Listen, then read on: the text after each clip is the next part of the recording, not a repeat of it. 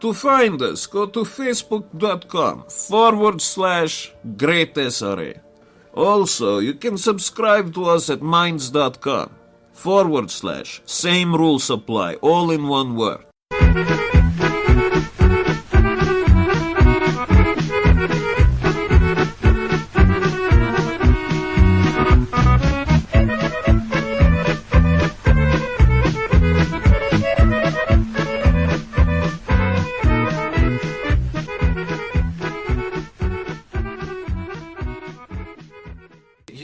Do you actually know that one of the reasons why the Africans that come to like Northern Europe up here to Scandinavia, they get depressed because their skin doesn't save up on vitamin D, is it, that we get from the sun? That's true. Is it all the depression? I thought there were more things you got from that, like, I don't know. You need vitamin D anyway. Yeah. So I'm not an ornithologist, so... They're not fucking birds. Birds of prey. Well, I see what you're saying, sir. I mean, this is a good point. Let's start by introducing you. We have a first thing, an outside guest on the show. For the first time, yes. Well, for the audience. Well, audience, I'm Dirk. Dirk. Yeah, but they will not reply to me anyway, so I'll stop talking to them from now on. Yeah, I mean, it's just a short thing. Yeah, exactly. Oh, you're a history student? A history student. Yes, good sir. That's what I am. Yeah. At university, very fancy. You become very important when you go to university. Yeah, it even makes important people out of retards. That is very true. Even I got somewhat of a university education, actually.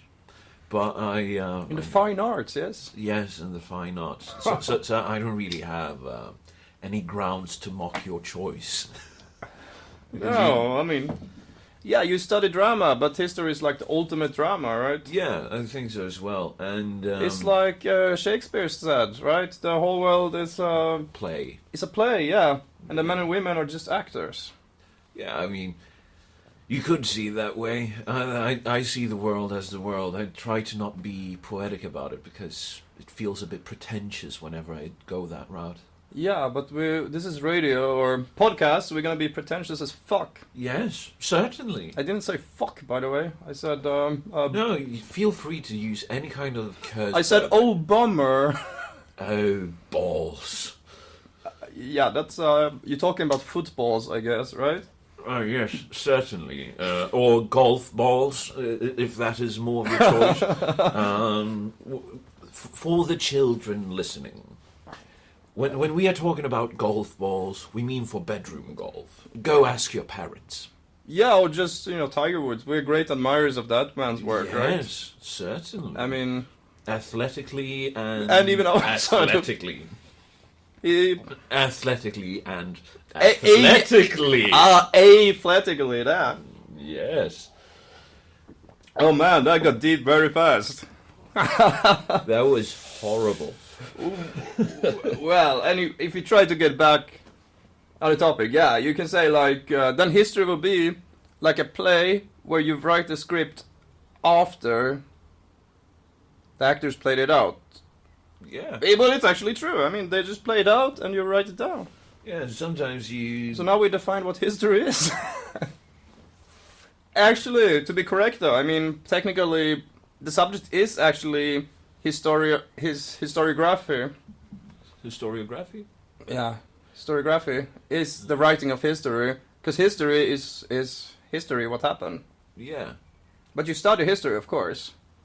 But you're doing historiographer. Yeah, this will be historic. It's going up online, so it will last it's being forever. way pedantic, isn't it? But we had like 2 courses that was just about outlining that. We did other things too, but it was very important apparently. Yeah, and you've just written an essay on the Swedish Carolines. Carolines, come on. Yeah. That's a state in the US. No, that's Carolina, South Carolina. But I think you say Caroleans. Actually. Caroleans? Yeah, Caroleans. Oh, that sounds about right. Otherwise it would sound like a bunch of chicks, but these guys were clearly the opposite of no disrespect to women, but I mean they were not like little 5-year-old girls who dress up like princesses. No, it was soldiers. They were soldiers. Proper fucking soldiers. It's good that you want to start in the right end. Yeah. So let's see. Let's just lay out the details so everybody can follow. So the Caroleans were the soldiers of. They were the soldiers of the last great king of Sweden, you can say, Charles XII. Yeah, when Sweden was still an empire. Yeah, exactly. I mean, they didn't call things empire back then, but it's like, it's hard to translate our concept of great power in the same way. Yeah, but it is to English. So usually in English you talk about the Swedish Empire, even if we never do it in Swedish. Yeah, we don't call it Swedish, we call it the great power era, the superpower era. Exactly. But in English you call it the Swedish Empire. Yeah. It was an empire though, because it ruled over foreign peoples. That's the definition of an empire. The US is kind of an empire too, even if... In a good way, though. Like the rule of the Puerto Ricans, that's enough to be an empire. Yeah, but I mean, I think Puerto Rico did... The thing US lacks, though, I think to really be an empire, literally, you need to have an emperor. Oh, God, Emperor Trump. Yes. Okay, sorry, Americans, you are a fucking empire.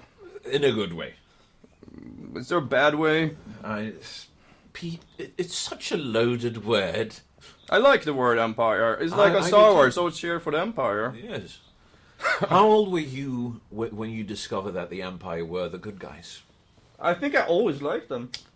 I also always liked them, but when did you discover that they were the good guys? Well, what do you mean? I always thought they were the good guys. Well, no, maybe you have a point. Because it's hard to say. I don't know. It's like, but they're the guys. I mean, they're trying to keep order. They have nice uniforms to try to, make the galaxy a nice place for everybody. I mean, of course, the emperor is an asshole. That's true. He's a bad guy, but the empire itself is not bad. It's militaristic. Exactly. It was set up in defense of the entire galaxy against the Praetori Vong and the Yusen Vong. Oh. That came in the expanded universe that Disney sadly chose to scrap. That is such a brilliant storyline. You're collecting nerd points right now. I can't really match this. I just, I never read a Star Wars book, but I watched the movies lots of times, so I nerded heavily into that, and, the games and stuff, but I didn't, expand my universe. It's amazing. In one of the first official books afterwards, where they started a new era of Star Wars, there was this fantasy author, R.A. Salvatore. He's written loads of shit connected to Dungeons and Dragons. I'm a proper fucking nerd when it comes to this shit. But he was like to George Lucas, is it okay if I kill off one of the main characters? And he was like, yeah, but it has to be epic. Oh. So basically... he killed Jar Jar Binks. No, he kills off Chewbacca. Spoiler alert. Well, damn. I don't know if the movie will follow it, though. No, probably not. They scrapped the expanded universe. Because Chewbacca, is the perfect character for a movie. Because the actor will never get old. Or, I mean, they just changed the actor. Exactly. It's just a suit. It's a suit as the character.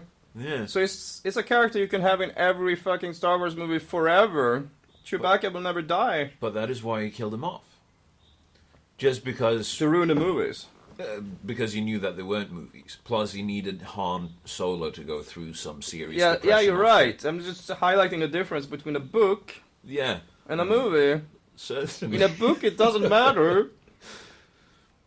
Because, there's no actor. They don't age. Yeah.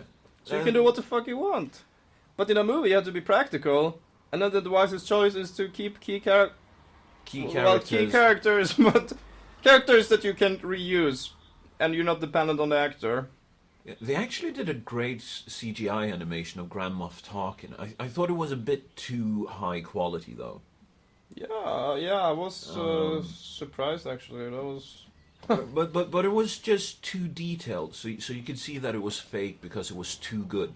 What did you want Grand Moff Tarkin to be blurry?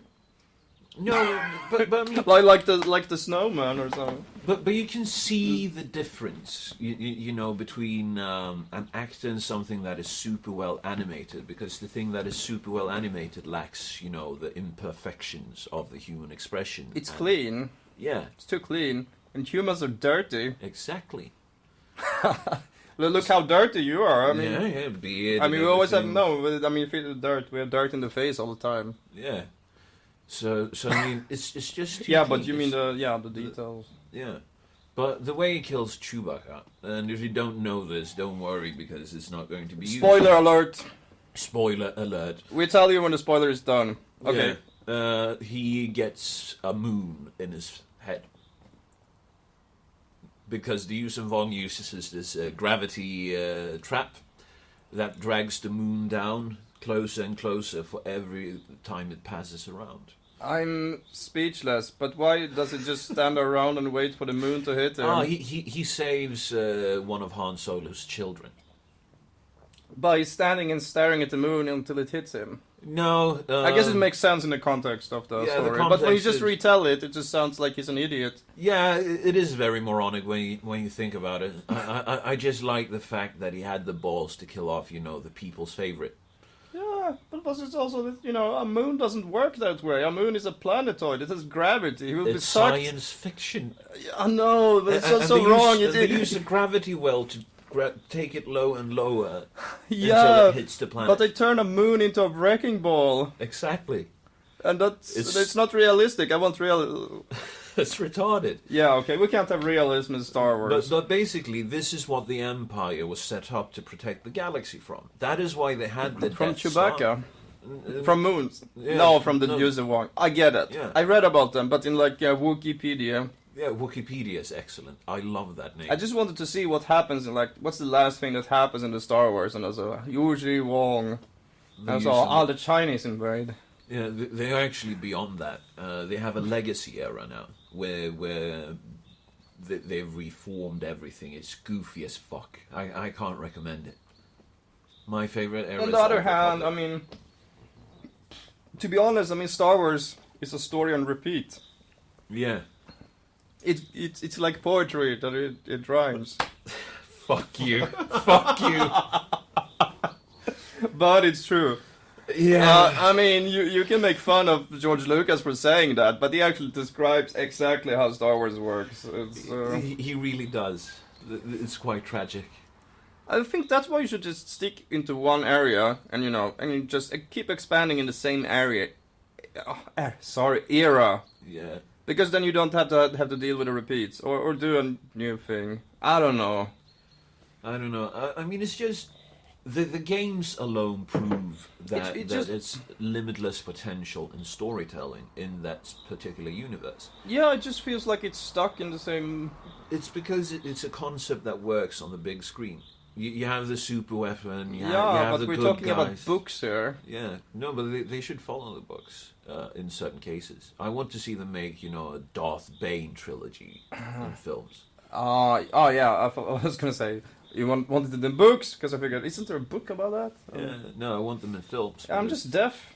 It's, know. it's all right. You know, I mumble sometimes. I'm selectively deaf. No, it was clear. the error was mine. Exactly, and don't you forget it. Please don't throw me out this window. No, I won't. The fall wouldn't kill you. For the audience, there's we sit here in a studio and there's a window and there's an abyss below it. Yeah, and It's a bit like this one in 300 where they throws Persians in. yeah. That's. Oh, there's- should we replace Persians with people of?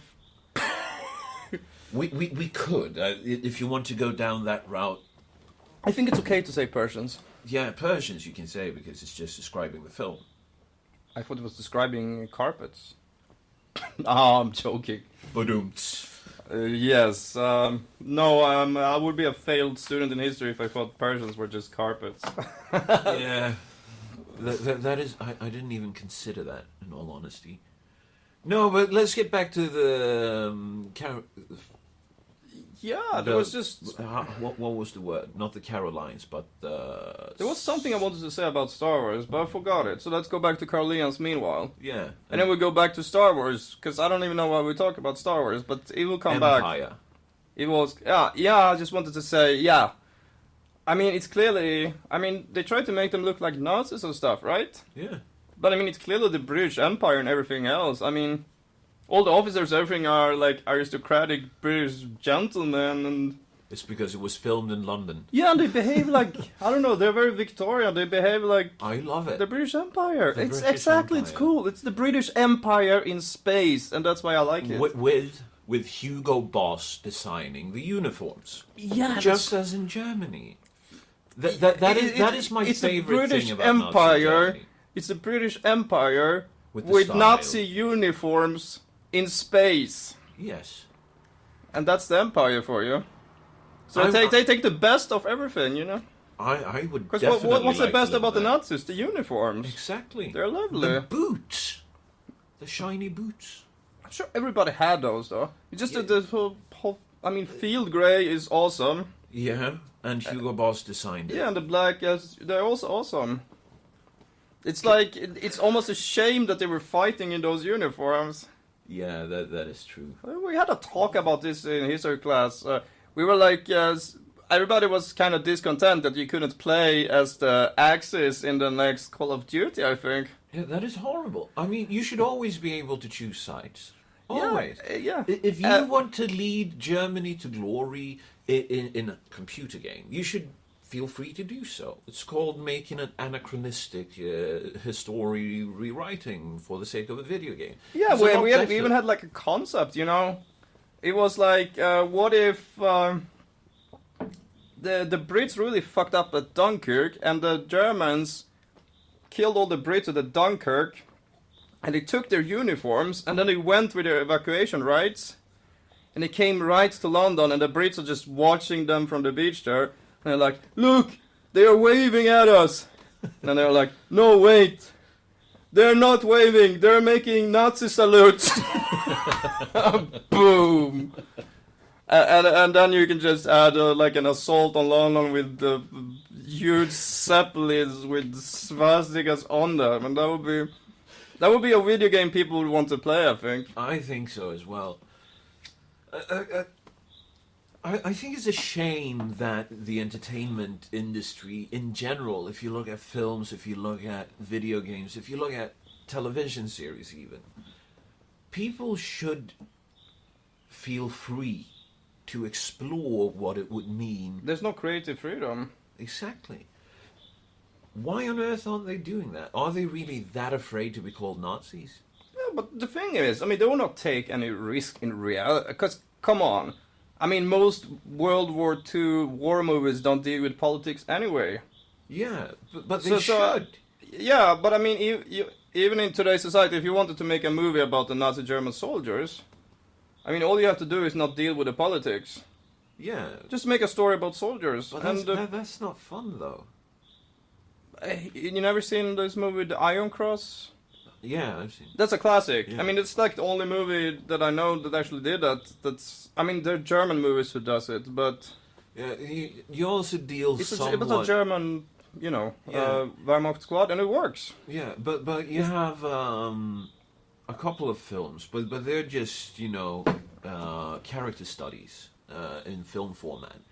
You have Der Untergang, and you also have Hitler: Rise of Evil. But that's the funny thing, you know, the sensitive thing about the Nazis is the politics, right? Yeah, And still, all the movies where you actually see it from their perspective is about the politics, pretty much. yeah, but That's ironic. That's the thing. I think that is something that loads of people are missing out on. Because you don't really get it from the big Hollywood production studios, because they deal with the epic battles, because you can sink loads of money in that, Yeah. and then you can get an Academy Award for Best Picture. but, And I would just get this funny conclusion that we reach is, I mean, all these games where you play as the Allies, you shoot at the Nazis. I mean, most people have no fucking idea about history anyway. They just know Nazis are bad or something, right? yeah, So basically, It's a game about running around and shooting really well-dressed guys. That is true. That's a fucking shame. That's their crime. They dress too well. That's what people think. I mean, of course, there's more to the story, but I mean... Shit, they're going to fucking kill me once I start to get a good rolling with Exactly! So I wonder when this game will come where you run around and you kill everybody who wears a suit or something. Oh, well, you have games like that. Mafia games. Everyone is wearing a suit. You run around and you kill them because they are too well dressed. Exactly. Why do you always kill the well-dressed people? It's like you walk side to side with people who dress like shit, have funny helmets, and then there comes these really properly dressed guys and you shoot them. I just got an excellent fucking idea for a game. This would get us fucking murdered if we produced it, but I think people would play it because it was evil.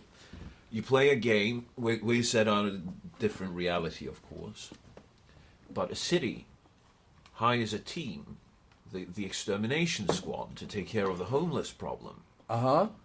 And it's basically, you need to develop, you have loads of freedoms in the game, a way to just obliterate the homeless problem.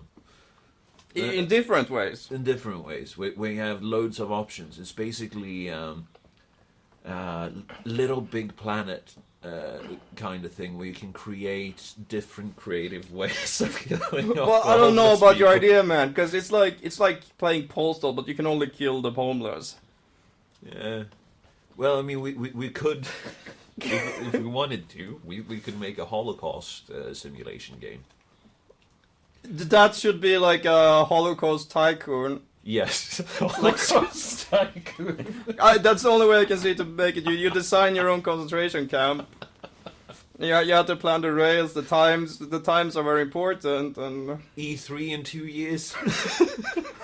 you know, we, it would actually work as a game. yes. Because there's lots of problems to solve. It's just that it's so wrong. So no, it will be forbidden. But I mean, Let's not call it Holocaust Tycoon. Let's call it Dachau Tycoon.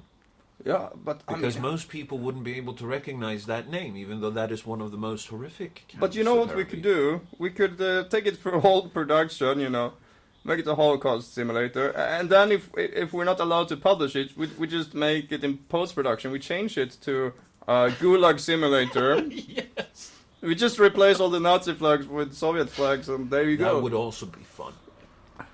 It wouldn't explain the gas chambers though, but we just pretend it's just artistic interpretation.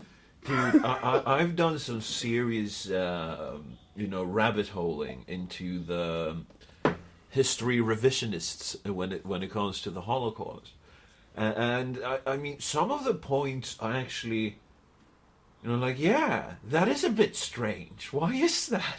That's true. But I mean, I've been to Auschwitz though. Yeah, how was that?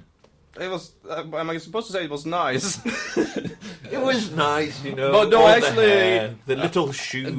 There's something people usually don't know is that Auschwitz was divided in two sections. You got Auschwitz and you got Birkenau. Yeah. And Birkenau is where they had all the Jews and killed. But Auschwitz itself, the camp that's just Auschwitz, is actually kind of nice. Yeah, It's, and that is something that they use in these Holocaust denying videos. They're like, Yeah. look at this. They had bakeries. Why would they have bakeries if they were there to be killed? But it's I mean, it's very easy to make. You can go to Auschwitz and you just film the nice section, and you don't film the one where there's just these weirdly horrible made wooden beds. So it's like, I mean, they're not even straight. They're like leaning. Like. Yeah, no, I mean, it is. You have to go through, the debunks if you go deep into. But these. if you go to the barracks for like the political prisoners and stuff, Yeah. it looks like a hostel. It kind of looks better than a lot of hostels. There's this typical rooms, that you find at summer camps or. Dude, fuck living in hostels, by the way. I hate Especially it, in but London. I did it when I was young. It was easier then. I did But- it first time I was in London. And What age were you? I think it was 19. And you didn't like it then? I was okay with it back then, but. I fucking hate it. They stole money from me while I was asleep. I had Ah, my that's wallet- why you hate it. Yeah, I had my wallet. It never right- happened to me, right but I had a- next to me on the bed. just because I didn't bring a padlock. I was young. I was dumb. Yeah, I mean, yeah, exactly. That's the thing. Yeah, and of course you're right. I mean, and that shit happens in hostels, and they never catch the guy. Yeah. No, but I mean, and that's why it sucks. But you know, if it doesn't happen to you, you don't. You don't think You end up with a good impression, but really you shouldn't have, because that shit happens all the time. Like I had a friend when I was working in Poland. He had his laptop stolen because he had to live in a hostel for a bit. Oh shit! And they didn't help him for shit with it, you know. No, they don't, and that's why I dislike them. Plus, also it sucks to share a room. But when you're younger, it's easier. I couldn't imagine it now, you know. But I actually like hostels here in Sweden because you can rent an entire room and I think it's I not never breaking the stayed bank. in a hostel in Sweden, actually. Dude, it's actually quite nice. They have this hostel in Stockholm. But where- whenever I go to Sweden, you know, I go to Sweden. Whenever I go somewhere in Sweden, it's like visiting somebody, you know, you stay at their place, you know. No, I hear you. This was before I knew people all around. I moved to Sweden when I was 12, I think. And then I lived in Norway for 6 years, and then I was in Gothenburg, but, you know, never enough to keep any sort of contact with people. So I had to stay in hostels a lot before I got to know people. And there's this one in Stockholm. What, didn't you move here with your family? Yeah, I did. So my why mom- did you stay in hostels? Oh, when you were going places? Yeah, when I was going to Stockholm. Otherwise, it sounds like you were homeless. No, I wasn't home. You I were- was drifting from shelter to Yeah, shelter. and you wanted to make a game about killing homeless. You're like a self-hating homeless. Yeah, A self-hating bum. yeah, self-hating bum. That's correct, sir. That is bloody correct. I bloody hate bums because I was one myself. And I know that they're dirty people. You have no idea what I did Yeah. go through. You have no idea how dirty they are. You have no idea, sir. Let me tell you, when I was a bum. No, but a Holocaust simulator, it would be fun to make such a game just because of the fallout. Because the fallout would be massive. I think there might even be fallout when people listen to this, when I have a big number of listeners later on. They will take it out of context and everything. You'll be shamed like PewDiePie, you know. Yeah. But on the other hand, you know, if they do, that's good PR. for him it was the surprise after he had a big audience. You don't have a big audience yet. No, but I mean... So everybody will know what they're going into. Yeah, but if they do it now, if they find this and they decide to, let's shame this guy, that will get me an audience. Yeah, that's true. Instantly. That's fucking true. But in PewDiePie it probably didn't, because I mean he already had such a big one. No, but for me, that So would as be anyone who brilliant. wanted to look at his show, I actually don't look. I don't think I even watched it, but you know, it's hard to miss who he is. Yeah. So if you had an interest in watching that, you already know about him, so it doesn't matter then. Yeah. No, but I mean, for me, the first video that I actively watched was the one when he went full shitlord, the one that he got all in the trouble for. Oh. And So it works then. I was wrong. Yeah, that's the only episode I've seen though. Oh, so it didn't work. No, and then I saw his fuck off video towards the Wall Street Journal. Mm-hmm. But those are the only two. I mean, apart from that, I'm not too entertained by what he does, but I don't think he's a bad guy. I mean I haven't watched him, so I can't say shit about him. It's just, you know, I just know the story with I mean I knew he was a famous YouTuber, is very famous. And I heard this it story. barely affected him. I mean, did sure. he lose a lot of subscribers from it? I lost some. I lost the contract with Disney and shit. Yeah. What the fuck would he even do with Disney? They hired him, and he was like, To do "Sweet, what? more money to make YouTube films, basically." What she's already doing? Exactly. So it didn't really hit him. He just lost a big money contract, but he's still earning enough to have a fucking castle. Do you want more coffee? Oh no, man! I was just making sure I was finally finished with it. I see. No offense to your coffee, though; it was good. It's all right. I mean, I can't really. I can tell really bad coffee. Yeah. It tastes like motor oil. but just I don't know. Funny thing about the Auschwitz visit when I was there was like because the nice areas were the first thing they showed us, you know. So the guide were like, here are the sleeping quarters, and I was like, I'm not sure if I'm gonna ask this, but I figure I probably do it because I mean this is just weird. So I asked her, but this doesn't look so bad. I'm confused, I think that And she is said, part no, of the no, point. this is the political prisoners. We will show you the Jew quarters later. That is sort of the point. They ease you into it. I've read the guide manual, basically, for how they do the Auschwitz. And it's designed to get you through that. This doesn't seem that bad. And then they gradually take you, they show you the hair. I'm sure there's one every tour that asks the same question, Yeah, most likely. And it's designed that way. It's designed to shock you as you go from one section to the other. But the odd thing though, they lived nicely there, but they had gas chambers there too. Yeah. So apparently they were being gassed, some political prisoners, but they lived nice. They were gassed. Yeah, because It's kind of like putting a cushion on an electrical chair, I guess. Yeah, basically. It's sort of like, I mean, I'm sure that there are several layers to this that I don't comprehend. But I mean, the political prisoners weren't considered Untermensch. They weren't considered to be, below human. No, I guess not. Then there are certain things that just fascinates me with the entire thing. The fact that Hitler actually supported the Zionists. That's true. The Lehi movement in Israel. Yeah. They're also known as the Stern Gang. Yeah, the guys who shot. What was the guy? It was a Swedish.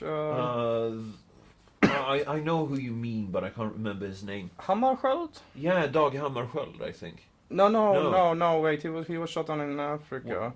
No, it was Bernadotte. Actually, it was Folke. Yeah, Folke Bernadotte. Yeah, he was down there mediating, wasn't he? Exactly, and he was killed by the Stern Gang. Yeah. But these were the guys who were supporting the Axis in the war, because they thought that the discrimination in Europe would make Jews move to Israel, which would actually benefit them. And they had a point. Look at where Israel is now. Yeah, they have a point, but Yeah, no, but I mean, it's just such a strange thing to find out about because you aren't thought about that in school. They don't teach it those details because that doesn't really fit the narrative. Yeah, because I mean, it's very complex everything, Yeah, It's easier to tell a simple story. yeah. No, and it's just like if you look at the tactical mistakes made during the war. I mean, if I was in charge of the German army, if I was Sturmbannführer, That's not they had field marshals. I think that's the highest. let's say that I'm an actual general then. Yeah, I wouldn't allow. you're Rommel, the Ghost Division. No, The Sabatons yeah. are. But I would have so- led the charge towards Britain. And when he told me, And you would have failed, man. no, I would have, bombed the shit out of the beach positions and invaded and bombed the shit out of them until they give up. The problem is the lack of navy, man. Yeah, but you had the bombers and everything. I would have made sure that you finished off Britain before you turned towards Russia. Because that's the biggest mistake that they made. The Americans, they were supporting Britain and they were also supporting the Germans. But that is really a layman's opinion, because the Britain wasn't that damn important, It was afterwards when it became a staging ground for the American invasion and the bombers. Yeah. But before the U.S. were in the war, what the Germans needed to do to secure their victory was beating the Soviets. Yeah, of course. But you should have finished off the Brits first. Because then the Americans wouldn't have had that staging point. And it's important, you have to think proactively. What the Germans should have done, they should have made a deal with Poland, and they should have attacked the Soviets right in 1939. That is true. That is even more proactive. But the Britons were behind the Poles as well. That's why they should have dealt with the Poles together. Because the Polish hate the Soviets too. Yeah. But they were backed by Britain, and they wanted to keep East Prussia, I think it was. Or they wanted East Prussia. Who? The Poles. I'm sure they wanted a lot of stuff, but they also wanted the Russians down. Remember that the Poland was invaded by That the is Soviet true. Union in 1925. That is true. You're obviously correct here. Damn it! You make a better general than me. It's a unknown history, but except when you go to Poland, then they make sure to tell it, and then they exaggerate it, of course. Then they basically say that We would have beaten them. they did beat them. Yeah, but I mean, they would have taken Moscow. Yeah, no, what they are saying is that Poland saved Europe from communists by beating the Soviets at the Battle of Warsaw. They could have a point. I'm They not entirely have a sure. point, but they are assuming very much, Yeah. Because the thing was that the Soviets were trying to get to Germany, because there was a revolution going on in Germany at the same time, a communist revolution. So the idea was that the Yeah. Soviets would bridge the gap between the Soviet Union and Germany to support the revolutionaries in Germany, and they thought this would make a chain reaction that would start a world revolution. And the Polish say that by beating the Soviets at the gates of Warsaw, they saved Europe from communism. This is actually really good because I've just glanced through. And the Polish do have a point, but I don't think the Soviets will be successful anyway. But you don't know that, and they can claim it. And And they did beat the Soviets, so they have that. the Finns also beat the Soviets. Yeah, but in '39 though, Yeah. because the interesting thing here is that it's between the world wars, Yeah, it is. and did you know about the Soviet-Polish War in the 1920s? Maybe you heard about it, I've but heard about it. It was briefly touched upon in. I used to be a proper fucking Marxist back in high school. So I actually read Lenin's book, Socialism and the War, where he actually detailed some of the plans to try and that's support. true. But you don't learn about it in school. No, you don't. Not even at university. We had a course, a pretty detailed course about the 20th century.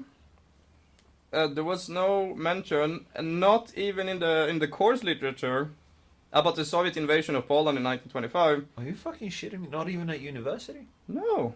They are portraying the period between the wars as a period of peace, but it's not true. That is fucking moronic. There was loads of conflicts going on there. Yeah, they do mention the Italian-Ethiopian one, but, That is fucking strange. I mean, But it's a really huge, it's a big deal, Yeah, but This was very important. I mean, you would think they would teach that at a university. yeah, the Soviet Union in 1925 tried to invade Europe. This is like the whole Cold War scenario that people were so afraid of. What But if it the red happened tanks before. come rolling? But it already happened, and the bloody Polish beat them, and That is fucking brilliant. I'm sure lots of, no offense to you Americans, but I'm sure a lot of you don't know where Poland is. I'm sure a lot of you do too. I'm sorry, but Don't apologize. You make statements. If yeah, people- no, but it's unfair. People always say that Americans are stupid, and it's kind of unfair because they're stupid themselves, Yeah, that is very true. I just mean not just Americans. People in general outside of Europe don't know where the different European countries are, of course, because Yeah. No, but most of these shows that they edit together, they just find stupid people. Of course, there are stupid people in the US, as there is here. It's just dependent on how you do your comedy. well, of course, the regular American, but I mean the thing is the US is like a continent of its own, so they have enough. Exactly. They have to spend enough time to just learn where their different states are. So Exactly. But then you could also make the argument course, that we I- learn about the US. yeah. But I can't place every state in the US. I think I can place most of them. I can place But I most think of that them. makes me kind of unusual. I think the average Swede can maybe like place California and Texas, Alaska, of course, Hawaii. Yeah. No, but I mean, I think I could place most of them. Some of the smaller states on the East Coast that I Yeah, would but have the ones in the trouble middle, which one is on top of the other? It's kind of with. Yeah, but it's because there's no geographical features, But- like on the map to take a clue from. Well, I mean, if you have the state borders surrounding, then you can put out, you can put out Arizona, Nevada, Oregon, Washington, and then you have. Well, I guess you start with the ones you know, and then you narrow it down. Because you can also see what is missing, and then you also have the knowledge about. Yeah, And finally, you figure out where Arkansas is. Yeah, Arkansas is fucking hard to find. It's sort of a southern state, but it. I mean, yeah, I couldn't find Arkansas unless I'd put everybody else out first. Yeah. And that's basically it. You just go by logic after then, and you go by. But to be fair, though, I mean, they're not countries. But they are states. Yeah, but I think I can point out most countries in the world actually on a map. I don't think I can point out all of the African ones, yeah. And not entirely sure about the Slavic nations either. Some are easy though. I mean, Congo. Yeah. Congo is very easy. Yeah, it's the biggest one. Which in the middle. Yeah, but you have Congo Kinshasa and you have Congo. I'm thinking Kinshasa. Yeah. Fuck. You should the fucking racism between those two states. I lived with a guy from Congo Brazzaville. Because they speak different languages? Yeah. Different European languages? I mean, in the Republic of Congo. Wait, Brazzaville, was that Portuguese or something? No, it was Belgian as well. So they speak French in both? Yeah, but in Kinshasa, in Democratic Republic of Congo. It is very democratic. Yeah. Let's not forget it's a democratic state. Because it says so in the name, Yeah. No, but they speak something called Lingala, which is... It sounds like language.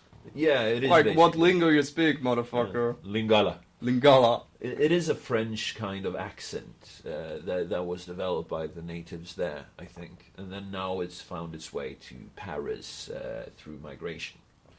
But they hate each other. The people from Republic hate the people from Democratic Republic, and vice versa, because of the cultural differences, because of the way that they act. Because one eats snails and the other eat waffles. Well, I can't say some of the words that my roommate used to describe the people from Democratic the Republic of Congo. They were dirty, according to him, I mean. It's like, they're so dirty, they're coming over, they're raping everybody. Oh, of course, with his African accent, like Idi Amin, Yeah. It's very bad. No, I can't make it. Can you? Not Idi Amin. Wait, Idi Amin Dada. Yes, you can do it. I love fucking accents, but I mean, just some of the shit that he said. They are so racist towards one another. Yeah, I mean, in South Africa it's the same. Yeah, I mean, I lived in South Africa for a bit, and whereabouts? It's kind of horrible the racism that the local South African tribes have to people from other parts of Africa. They have like lynch mobs every year. They even invented their own unique way of killing people. They put car tires around their neck and they put them on fire. That's fucking horrible. Yes. What the fuck? I even once. I mean, I don't. Just to clarify, I don't usually watch like you call them snuff videos or. Yeah, I think they're called that where people die. Yeah. But I happened to click on one of those once, and people took to. It was like two salesmen from Somalia or something. Jesus fucking...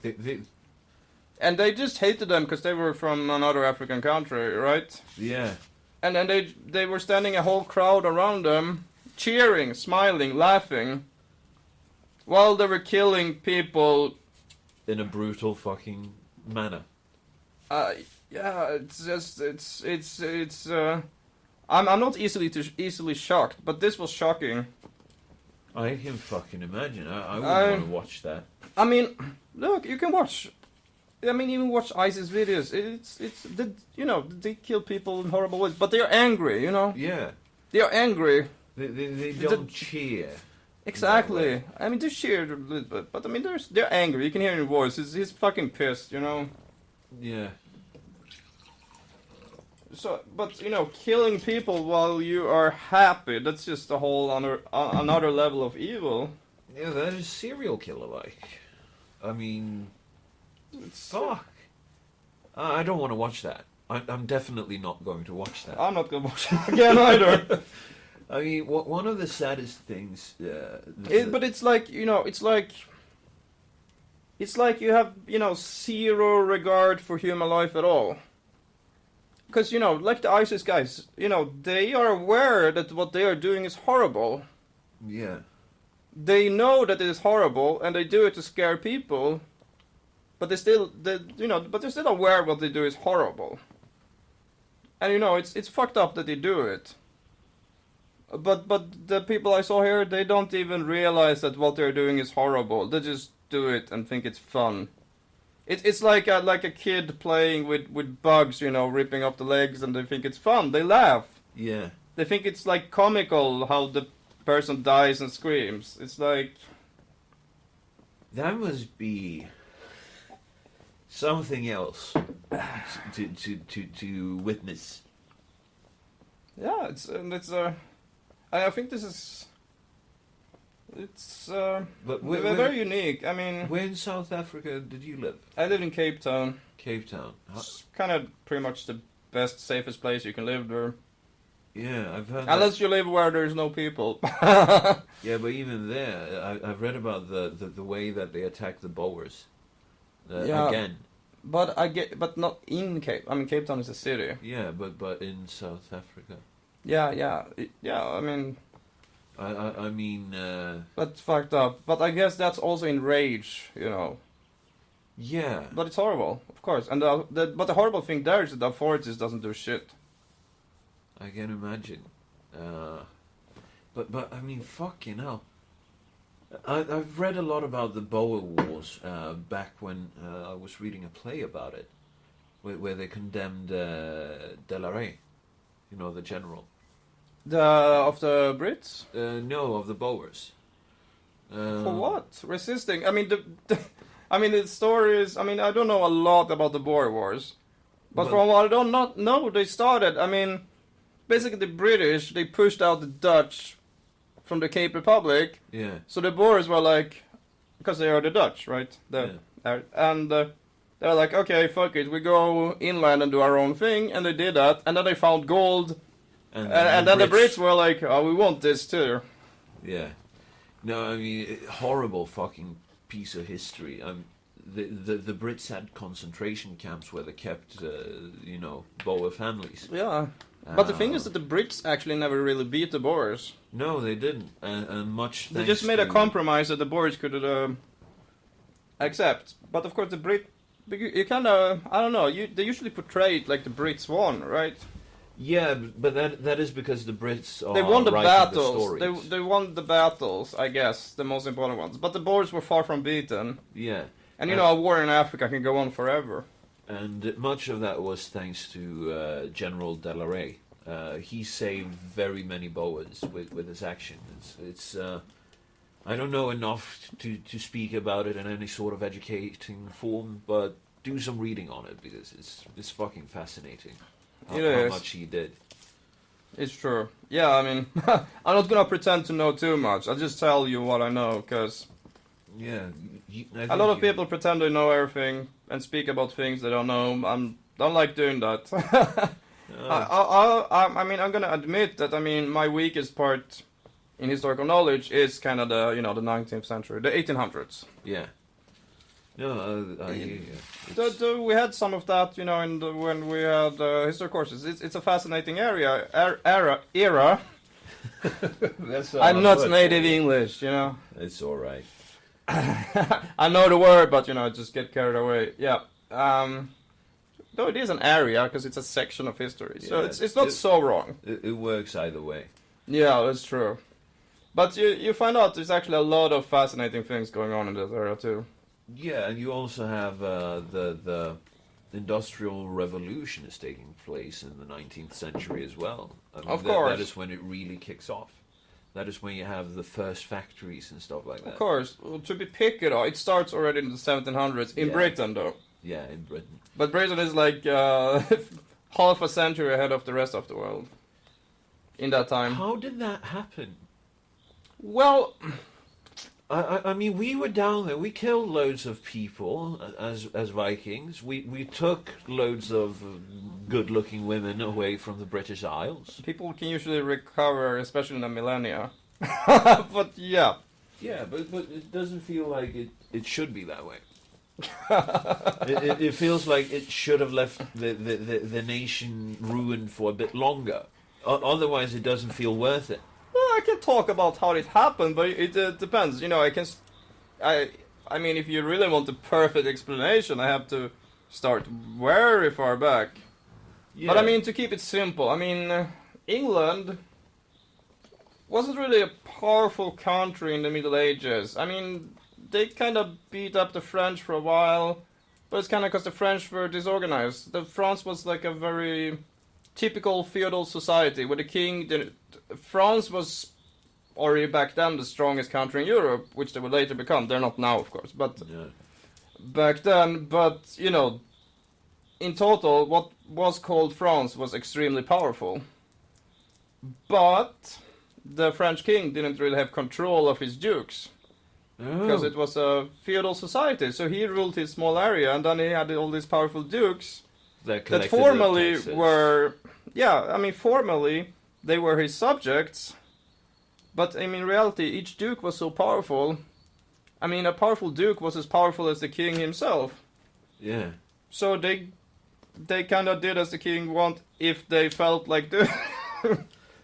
While England, even though kind of weak in total compared to France, I mean, they were like pitiful compared to France, but the English king had much stronger control over his country. So it's kind of like England got out of the Middle Ages faster. Because they were more uniform. Exactly. Uniform. Well, I mean, different. Telephone. I'm just going to mute this shit. Legal. That actually kind of it kind of goes back to Vikings. The thing is, a big problem for medieval kings was collecting taxes. Yeah. Because it was kind of considered also, they took this part of the Bible seriously, that it was kind of wrong for a king to collect taxes. And the church, of course, supported that, because that made the kings weak and themselves strong. So it was only the church that could collect the tax, the tenth. Yeah. Or the tithe, I guess it's in English. Yeah, I think it's the tithe. Exactly. So when kings wanted to collect taxes, they had to they had to refer to some kind of emergency situation. Yeah. And of course, England had that because they were under attack by Vikings. That is. Yeah, so they had early on a tax which was kind of like. No, actually, though from the start it was actually tribute money to the Danes. So all of England collected. The king collected money from all of England to pay the Danes to not attack them. But then when the Danish threat subsided. Subsided. Good, man. I know that word, but it's. Yeah, it's always it's a nice word because that's so correct, Yeah, when when the Danish threat subsided, the king could still, out of habit, just keep collecting these taxes and keep it for himself, because people were used to paying it. Yeah. If people are used to paying taxes, they just keep doing it like we do now. Well, I mean, we have no real reason always to pay taxes, but we do it because we have always paid taxes. Yeah, I can see the initial reason for it here in Sweden. It's just that we are overtaxed. Yeah, I mean, Sweden's story as a rise to empire is kind of the same. We were quickly out of the Middle Ages. Yeah. We had a King Gustav Vasa. He quickly centralized everything, did away with the feudal rivals. Yeah, the crushed nobility and all that, so he had power, he could control his nation, so even though Sweden was a small nation, the king could use all of Sweden against his enemies. Yeah.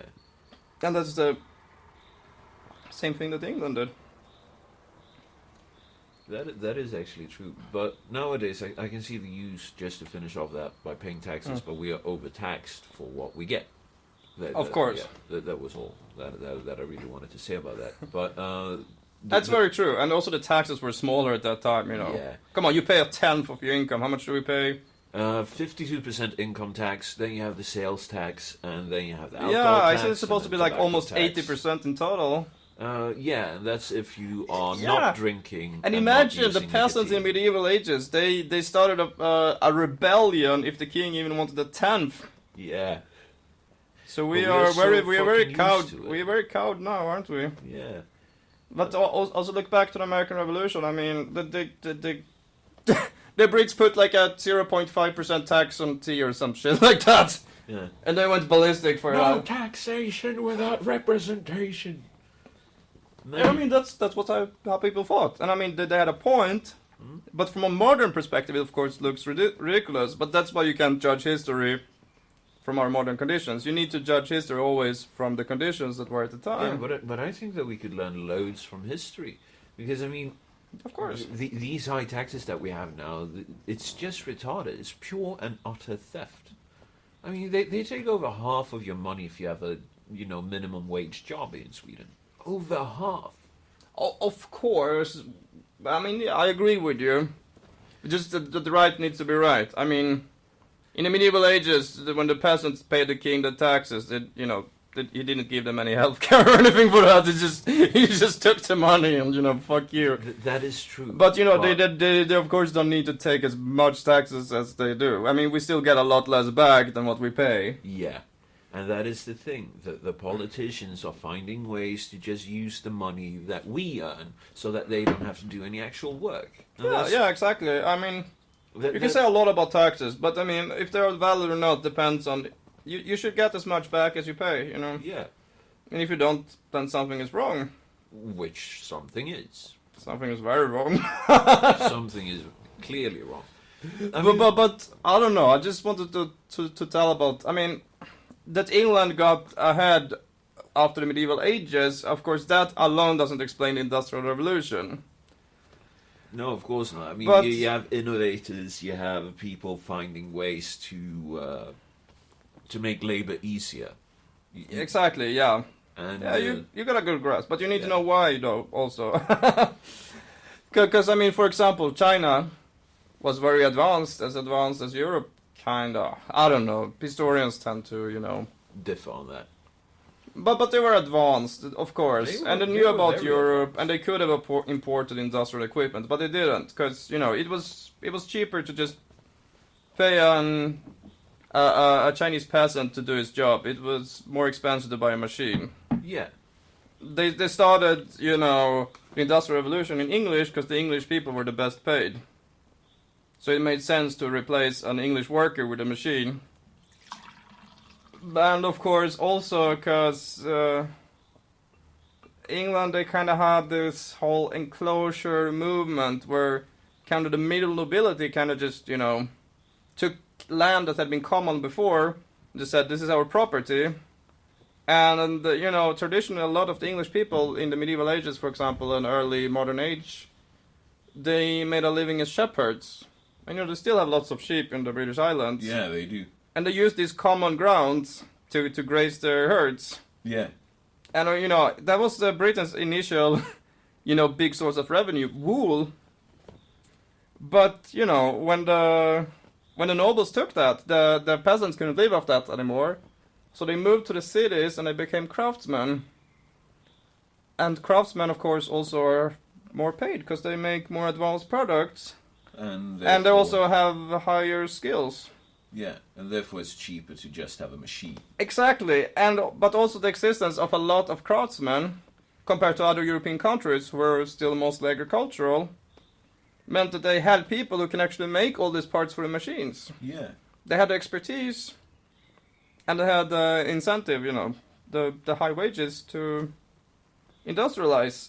And that's why they did it first. And other countries in Europe, I mean, they probably saw it, but they still didn't really have that incentive yet. But they were still closer to England in terms of development than what China was. So in the 1800s, they followed. But China didn't really follow until late 1800s, and failed.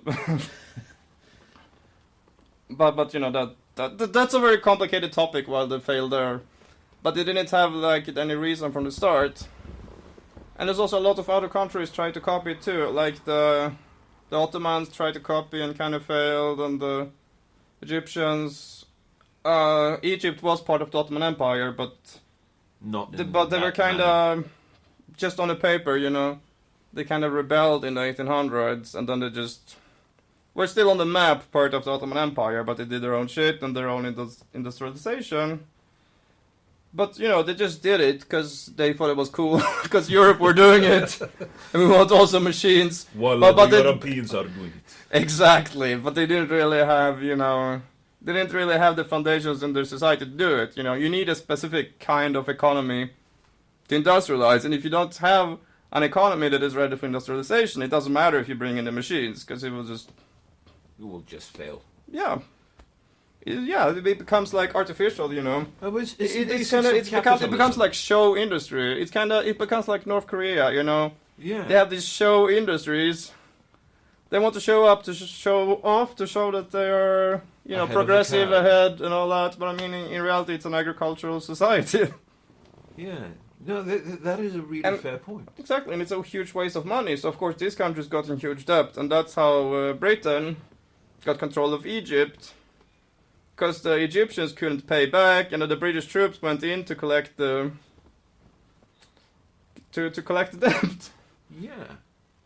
But formally, it was still part of the Ottoman Empire, and the Brits also pretended like nothing happened, but they were of course in control of it.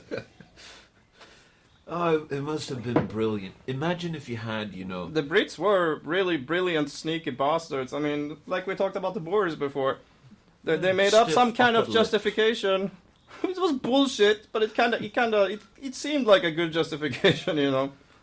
They made like a diplomatic incident, you know, like the Boer insulted a British ambassador, and then we would go to war. It doesn't make sense, but from their perspective, you know, 1800s, you know, honor. Yeah, very. You don't tread on a Britishman's honor. Exactly. By no means, because then exactly. you'll see his wrath. Right, can we just take a quick break? Oh, yeah, sure.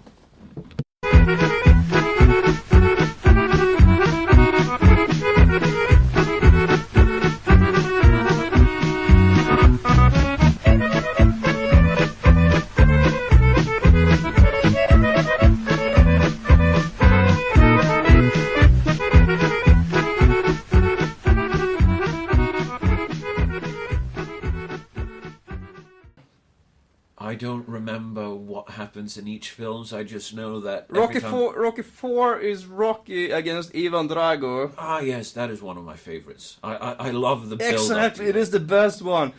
and it's like this is like alternative history. It tells how the Cold War ended. You know. Yeah. It was not about any glasnost or perestroika or shit like that.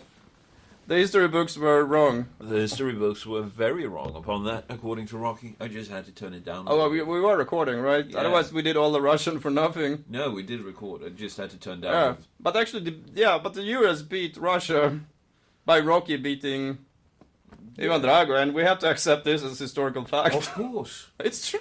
That is what people will look back at. If you see it on TV, it's true. Yeah.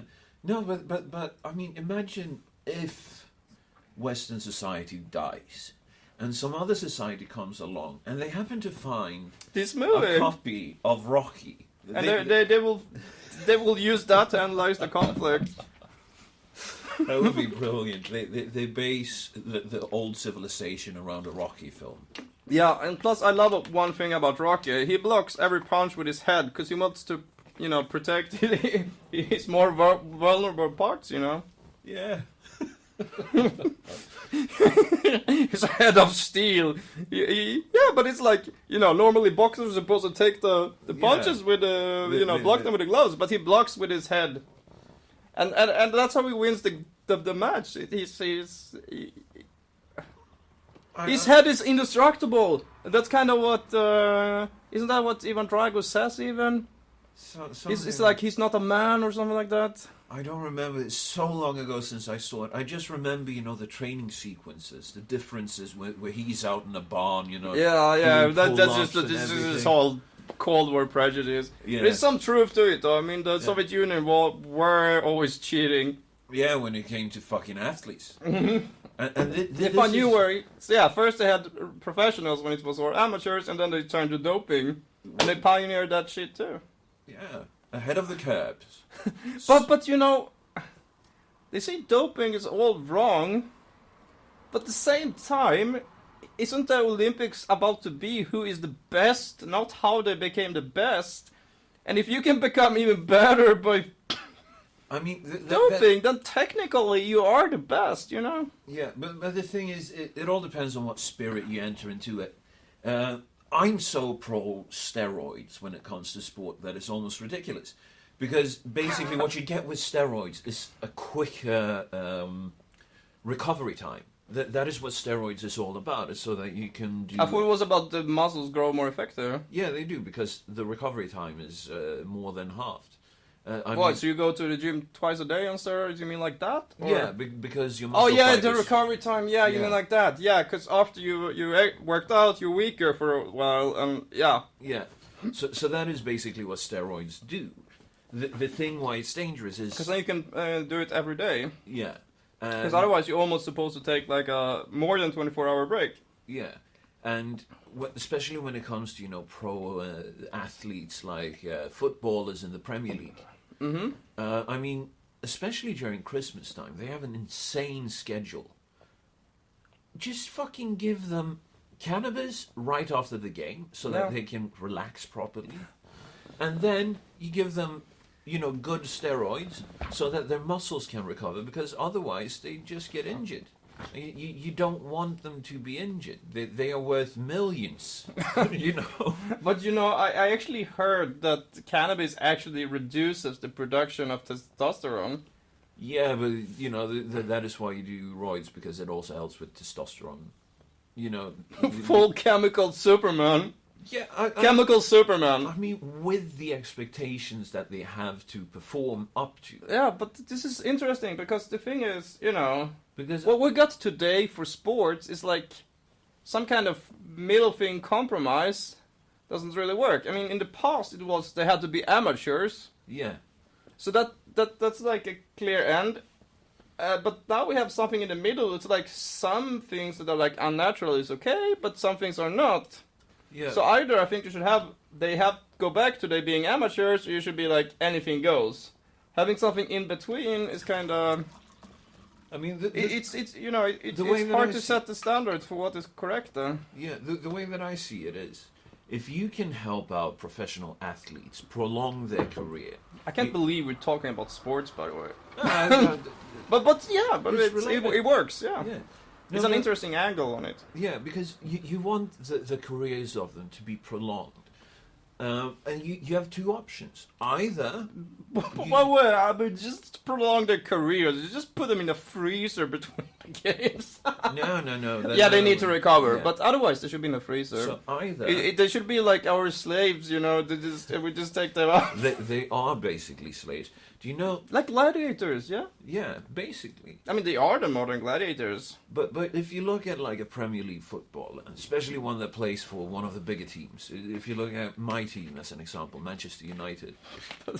This is one of the things I find ridiculous. I mean, you're not even from Manchester. Come on, man. Yeah, I know. But it is my favourite team because it pissed off my dad because he was a Liverpool fan. That's a legitimate reason, though. Yeah, Then the fault is your dad's for liking Liverpool for no reason. exactly. Pass on the blame. Yeah, but And he wanted to piss off his father. I don't think so. No, So, I don't think so either. I don't think people really cared that much about sport going way back. I don't think... Not unless they were participating. Mm-hmm. But I mean, they aren't allowed to speak out properly because they are under contract to maintain a certain image of the club. They have to do sponsorship deals because they get paid over £100,000 a week. It's disgusting. For kicking a ball. Yeah, Zlatan Ibrahimovic got £250,000 a week. But you know, to be honest, I have a really hard time seeing what people see as entertainment in sport. I mean, if you go away from this whole political angle, that I think it's like just a distraction for the masses to keep them from thinking about more important things. Yeah, but I also wonder, like, I mean, we live in an era where you can send like a satellite into the space. You can see amazing pictures from, you know, other planets and stuff. You can see elephants in Africa, whatever, but people want to watch a few guys on a grass field kicking a ball. Yeah, it's competition. Right, so the only thing I can get is maybe that people can Is it that people can relate to it because they can do it too? Yeah, somewhat. That- But it's also it's related to the way that the brain works, especially the male brain. It's like a bit like Freud. You know, people think of balls. No, it's not in that way. It's more that it is a competition. It's a competition that in certain points can seem to be on life or death. It's like a cheap replacement for war. Exactly. But yeah, it's a lot safer than war. Yeah, and the thing with it is that... But yeah, I can understand that, because like when it comes to sports, the thing I can enjoy is like if I watch I can't relate to watching these different cities beating, but I can get some enjoyment from watching like countries, because then you can cheer for your country, your nation, Yeah, but the thing is, for me, when it comes to international football, which is different from the league football, it's what you're speaking about with national teams. Yeah. Yeah, they're not as good. So maybe you're more like I guess maybe you're more fascinating by this idea that you can make the perfect team, which you can't with a national team. Exactly. That is what I love. That is why I... Now you just need to make the perfect human, the Nietzschean Übermensch. Oh, well, I mean, when it comes to football, we have a few actual fucking beasts in the squad. Just because we're talking English, and when you say football, think about the listeners in US. They're No, gonna confuse it with hand egg.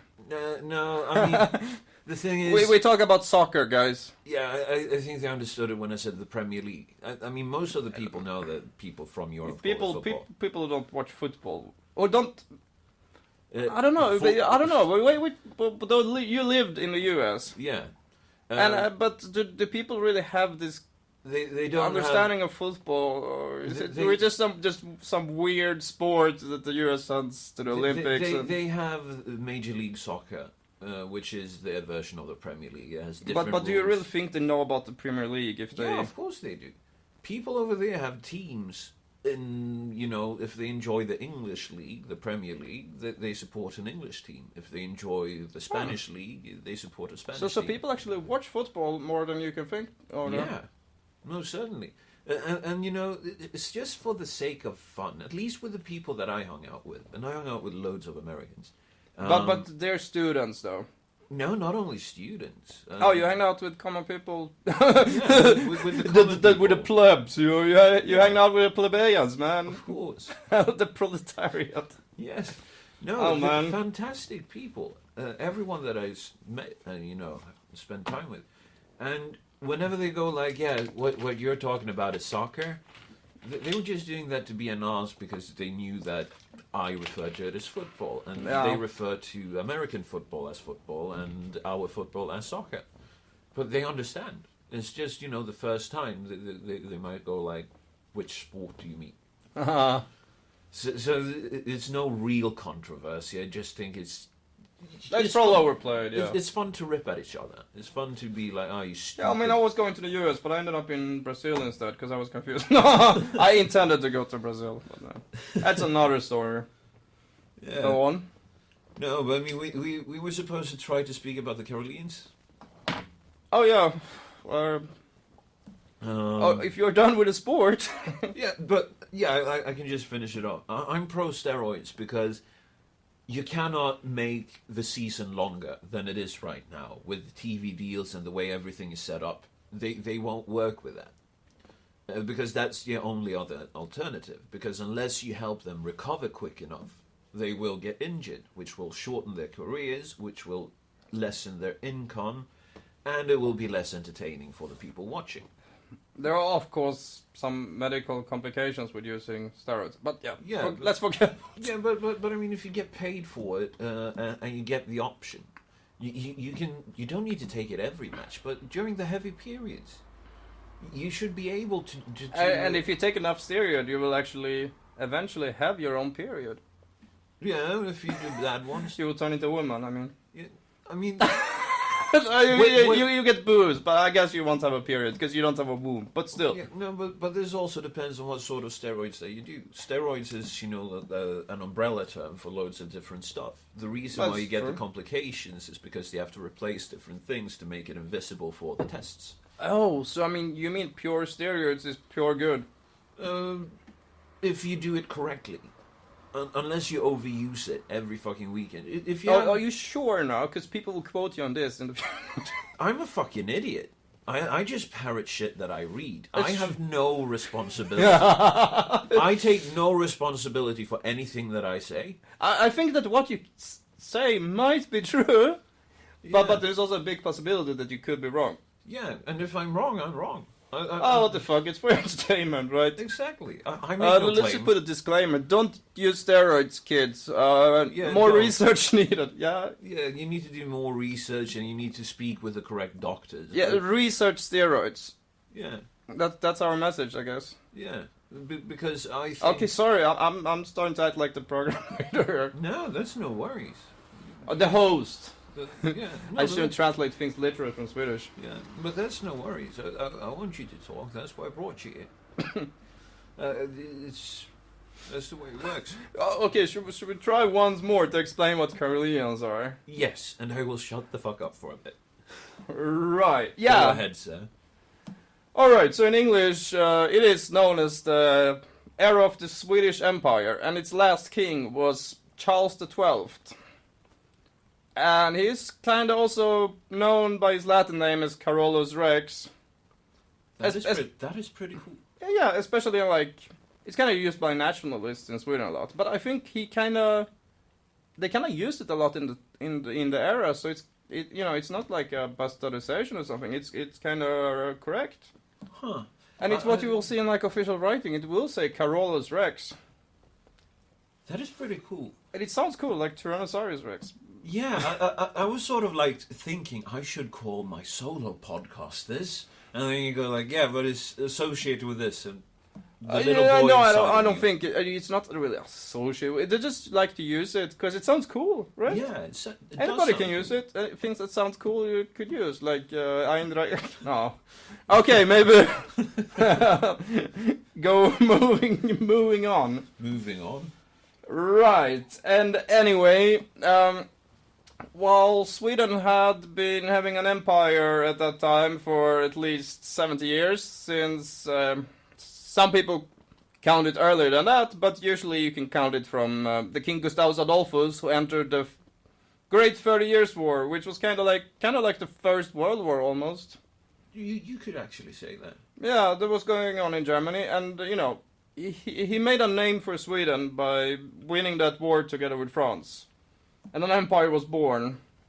But moving ahead 70 years, we got Carolus Rex or Charles XII, and his soldiers were called Caroleans. They are actually not named after him, even though he was named Karl. They are actually named after his father, Charles XI. Yeah. But it fits both of them. And they're called Caroleans because, it's the king's name, basically.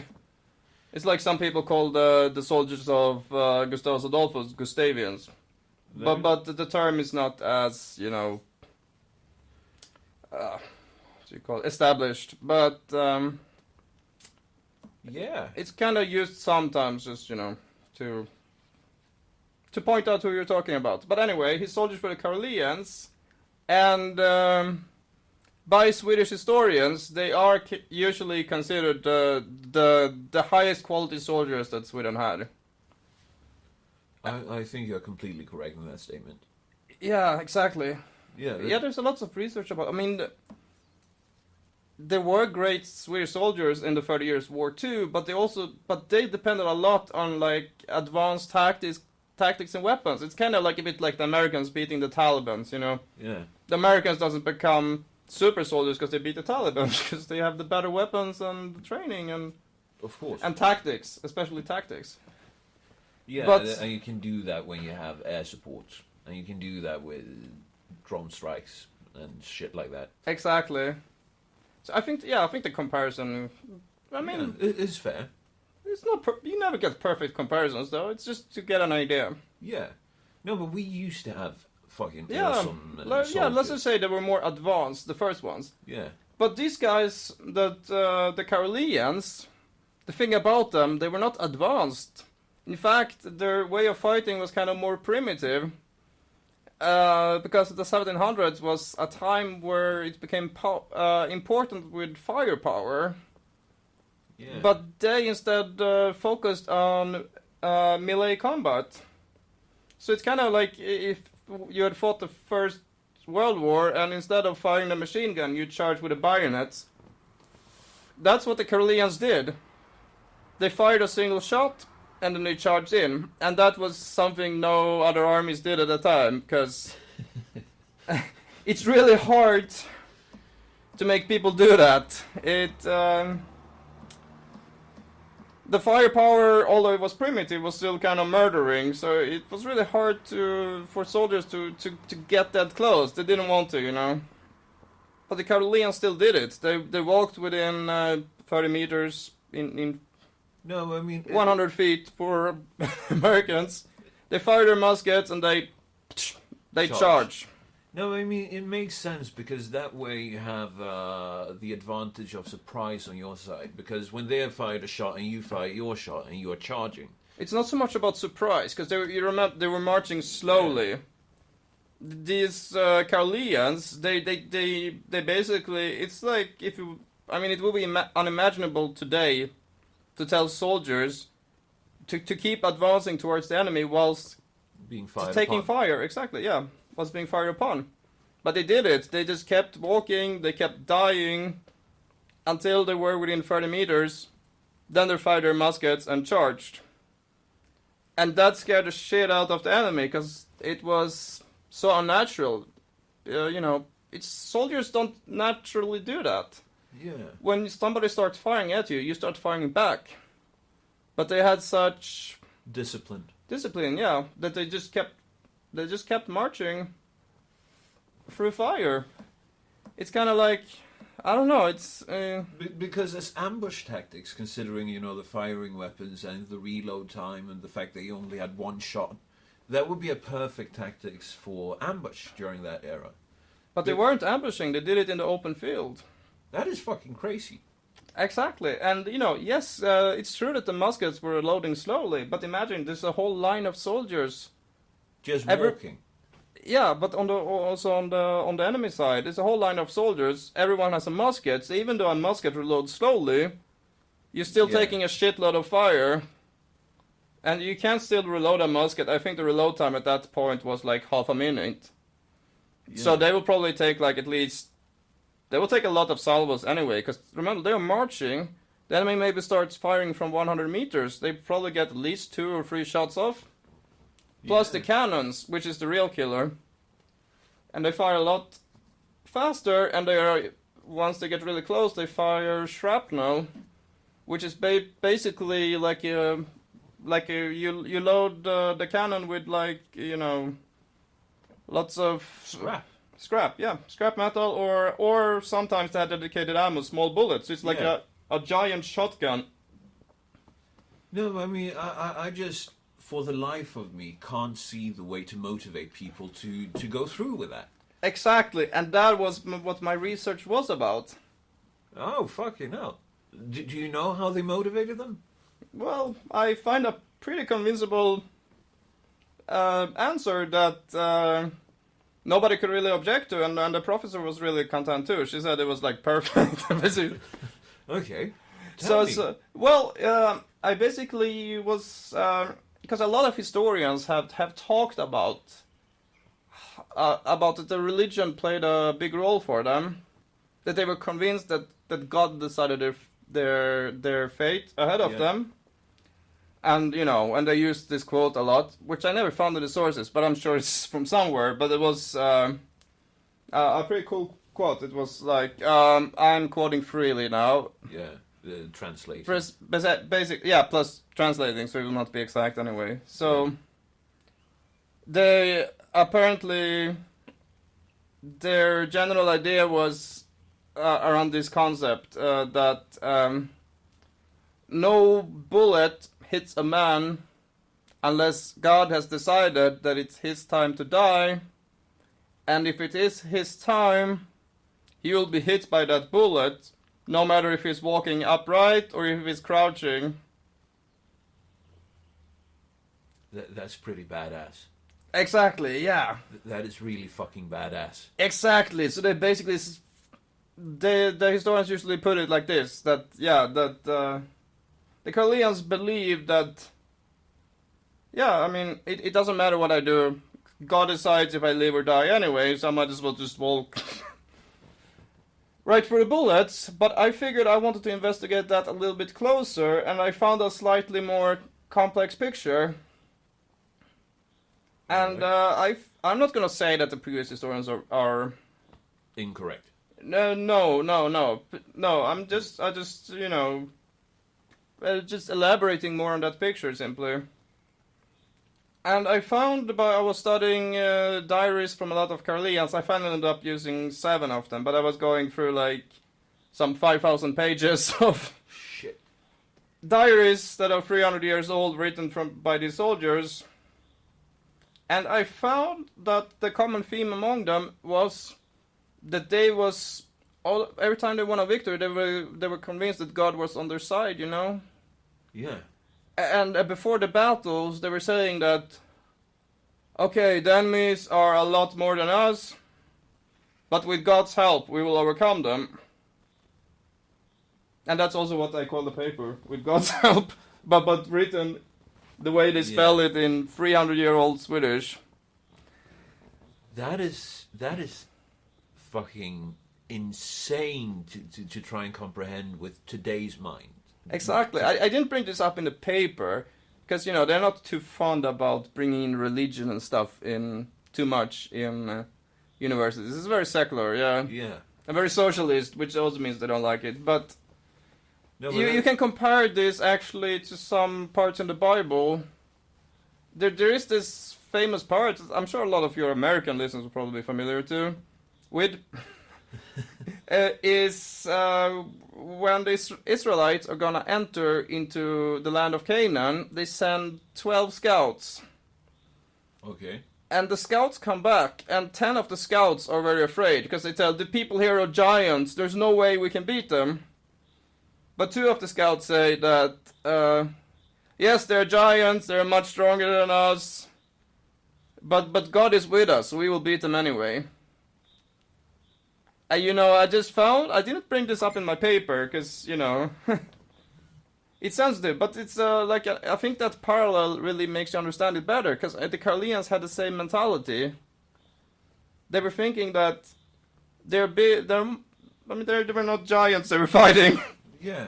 But they were thinking, but the armies were much bigger. Like in every battle, the enemy was twice as many or 3 times as many at Frostad.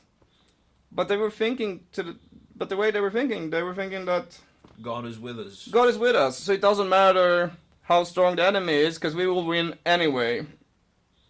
That is insane. That is fucking insane. Exactly, and I think that kind of points it out more clearly how they could do it, right? Yeah. Because you can think that they have this. I mean, of course, it's cool. The part I quoted, right? It's very badass. It's really badass. But it doesn't really explain the background to it. No, this is even deeper, because it gives you sort of loads of athletes, just to reconnect to that, use that kind of thing that we exactly, win. And it's and even if it doesn't contradict what they say. It's just I'm just expanding on it. Yeah, no, that is. And kind of put a more solid foundation to it. And there's also another part, which also historians bring up. They bring up that in those times, the official ideology of Sweden was to think that the Swedes are God's new chosen people, the new Israelites. Yeah. And historians bring that up. But I think they just bring that up. But if you take that and you put it into context, the rest of the things, I think you understand it better. Yeah. And I also found a lot of references to that, and also, but I can't say it's completely my find that part. But I mean, I found it too. And what I found is, because they were talking about official ideology, but I found in the books, in the diaries, that they were really convinced about it, because... They were just... Yeah, I mean, because official propaganda is one thing, But finding that people really believe this Yeah. is... No, and it was one Caroline, he was actually a field preacher, but the first thing that he wrote in his diary was the speech that he wanted to be read at his funeral, and it was a quote from the in English called the Psalms, right? Yeah, I think About the Bible, right? I think so. Yeah, it was Psalm 84, verse 6 to 8. In a modern Bible, it's kind of just says some nonsense, because But back then, they were more clear about things, I think. So I looked it up in the Bible of Charles XII. Yeah. That's what it said, and I would try to translate this well to English, but it's Old Swedish. It's Old Swedish, and I'm translating it. So I apologize if it's not perfect. But basically it says, and I will read it slowly so I have time to translate. Basically it says, blessed are the people who hold you for their strength and walk in your ways after their heart. Even though they go through the valley of death, even in the valley of death, they make... Fear no evil. No, it's not that one. It's Okay. springs of water. Spring wells. I guess you can say springs of water. And their teachers are blessed. I shortened it, audience. Here comes the important words, and this one is easy to translate. So yeah, it was just, the first verses. I just, added those for completion. Here's the important, verse 8. And it says, wait, 1 second. I mean, I just don't want to translate this completely literally. Okay. They gain victory after victory, that everyone may see that the true God lives in Zion. That they may see that the true God lives in Zion. Yeah, exactly. And why on earth would a field preacher on the Swedish army talk about Zion unless he related it to Sweden, right? That is... Because, I mean, if I just read this and made it my own conclusion, yeah, whatever. Yeah, but... That would be freely, but I mean, I already checked up, and it was part of the state ideology that Sweden was Zion. This kind of confirms that this was important for the soldiers, this belief. That is fucking deep. I've never thought about it that way, in all honesty. That is... Exactly, so if they fought... So, it's one thing, everybody thinks that God is on their side. But to think But that if you think that you're God's chosen people, then you really believe God is on your side. Perhaps that is why we have such a problem with Israel in Sweden. Maybe, but I don't think Swedes anymore believe that they are God's chosen people. It's Genetic memory. But I'm not gonna dismiss it though. No, it's just... It's an interesting thought. But I can tell you something too that's not really from my paper, but I found that in Sweden the 1500s, 1600s, and 1700s, 1500s, back to Star Wars. No, Yeah. the bishops of the church inspection was very upset with the peasants, especially in West Sweden and in Finland, because they were not celebrating their day off on the Sundays. They were taking a day off on Saturday, the see. biblical Sabbath, like the Jews, which kind of... Rubbed them the wrong way. Yeah, but it also kind of makes a connection to this whole Zion idea, It's hard to... I'm seeing this thing everywhere, and I plan to someday put all the dots together. But right now I just got bits and pieces. But I can sort of see. But at least it works for this paper, the whole Zion idea. Yeah, but And you know, and there is of course this whole idea that I mean, today's Israel is just the Jews. The Jews, the tribe of Benjamin and the tribe of Levi, right? yeah, I think so. I'm not too familiar with all of the names. Yeah, I'll be honest. but the tribes of Israel there were 13 tribes. They'll usually say there are 12, but Levi doesn't count because they belong to God or something like that. Yeah. Yeah, and we are supposed to be them. Yeah, I was getting to that. I'm not saying that we are. No, please do. But it's a possibility, of course. But, you know, it connects to how people were thinking, because the 10 of the tribes were taken away by the Assyrian Empire. They were taken north. And directly north is into the realm of Scythia.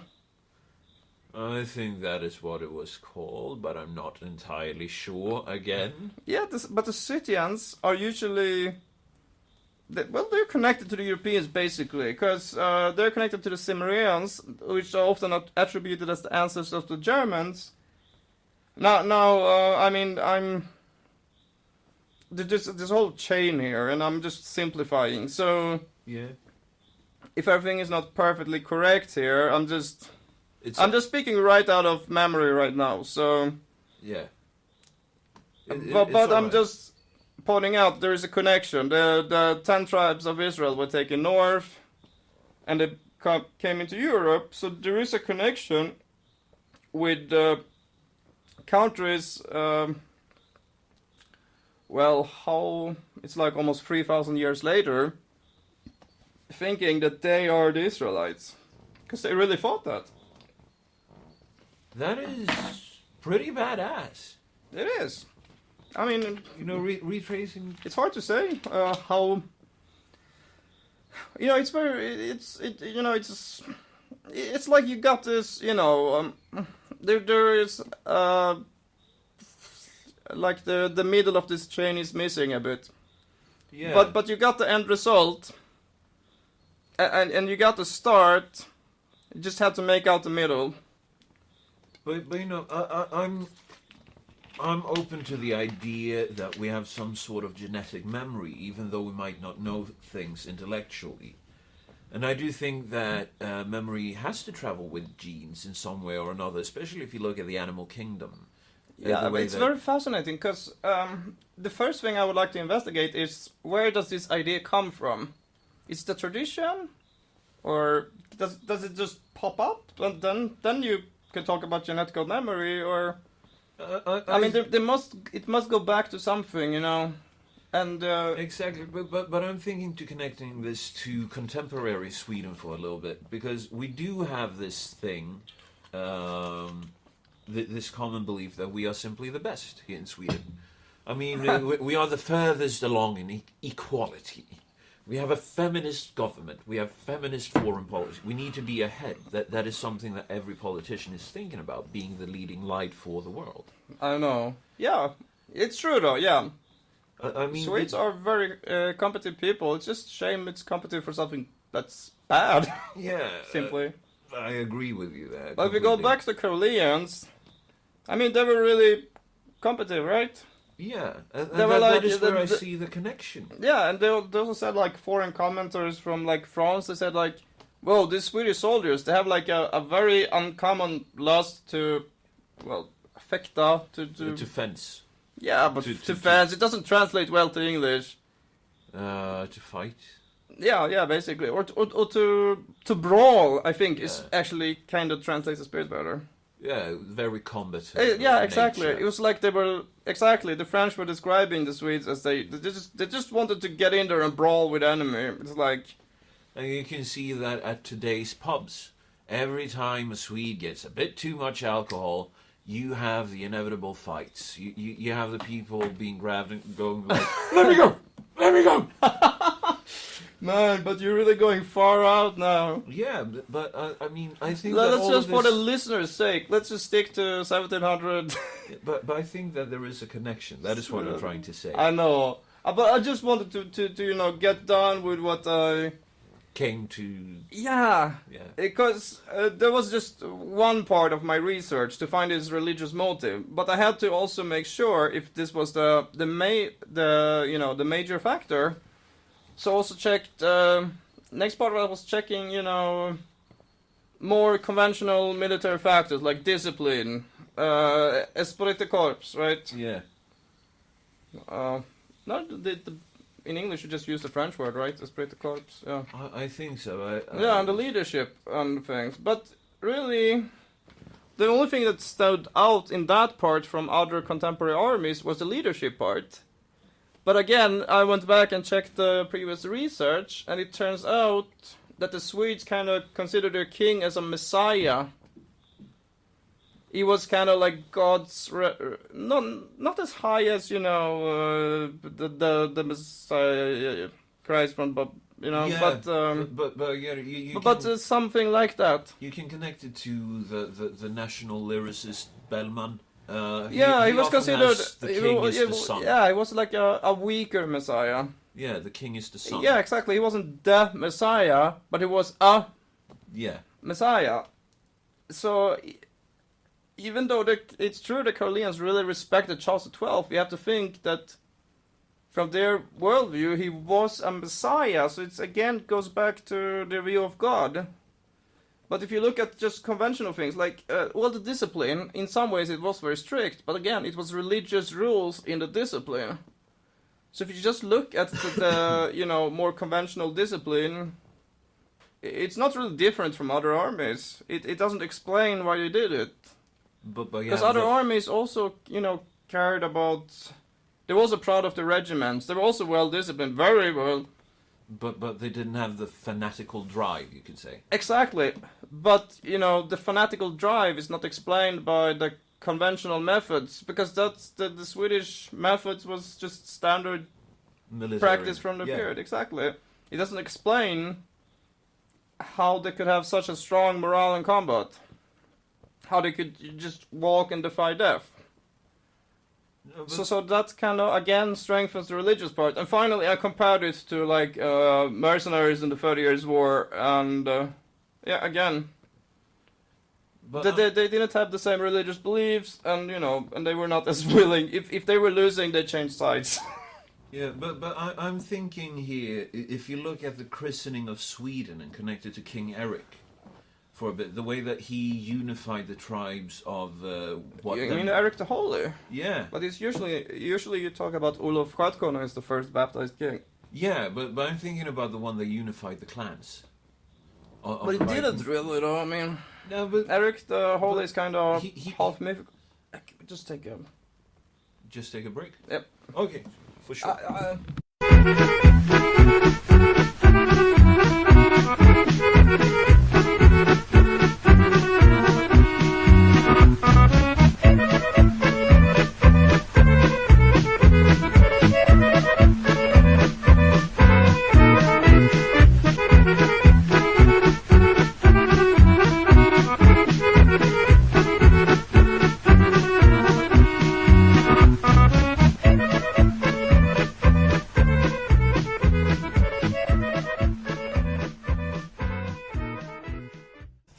Bryta in med en liten grej. Okay. Okay, so while you were visiting the little boys' room, I was tagged by a friend, and this is Saxon official.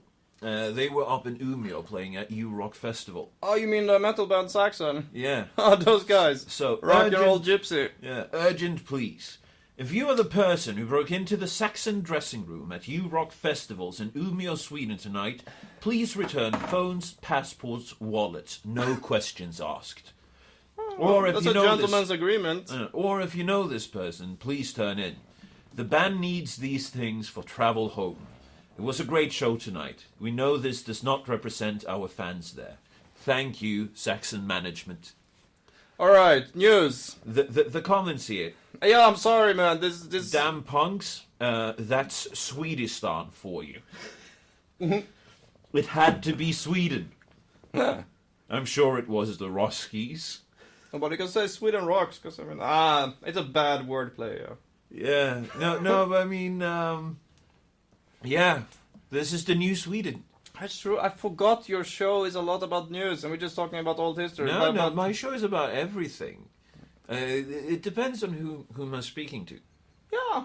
I mean, we can talk news, but I think it's more interesting to talk history. Yeah, and that's why I brought you here. And anyway, you're talking about Eric the Holy, and I think I get why you bring him up, but I think you remember it half right. But he's the guy who's usually attributed for conquering Finland for Sweden.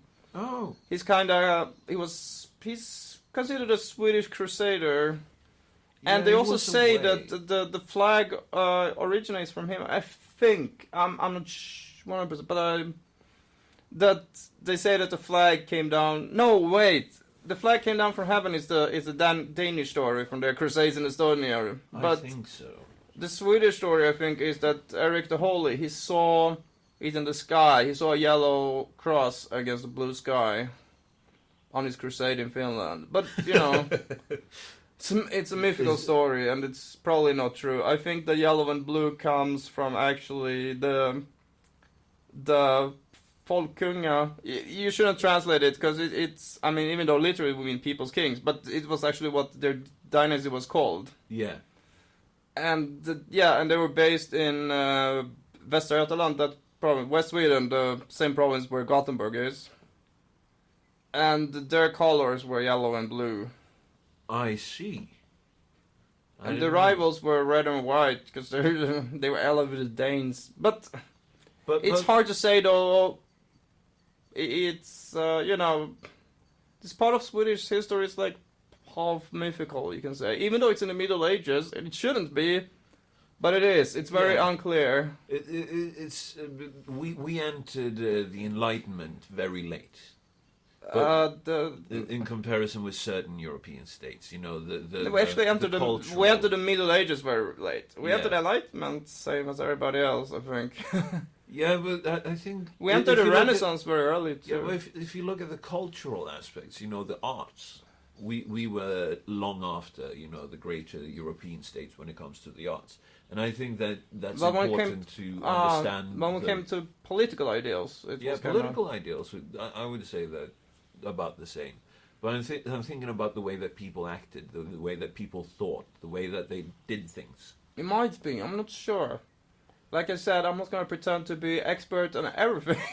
No, I know the things I know, but it makes sense considering your line that you would. Yeah, I like watching art. I don't like reading about art. I don't like to. I was just confused because the Enlightenment is very far after the medieval ages. Yeah, but it is important to keep in mind when you look at the art part of it all, because the techniques and everything.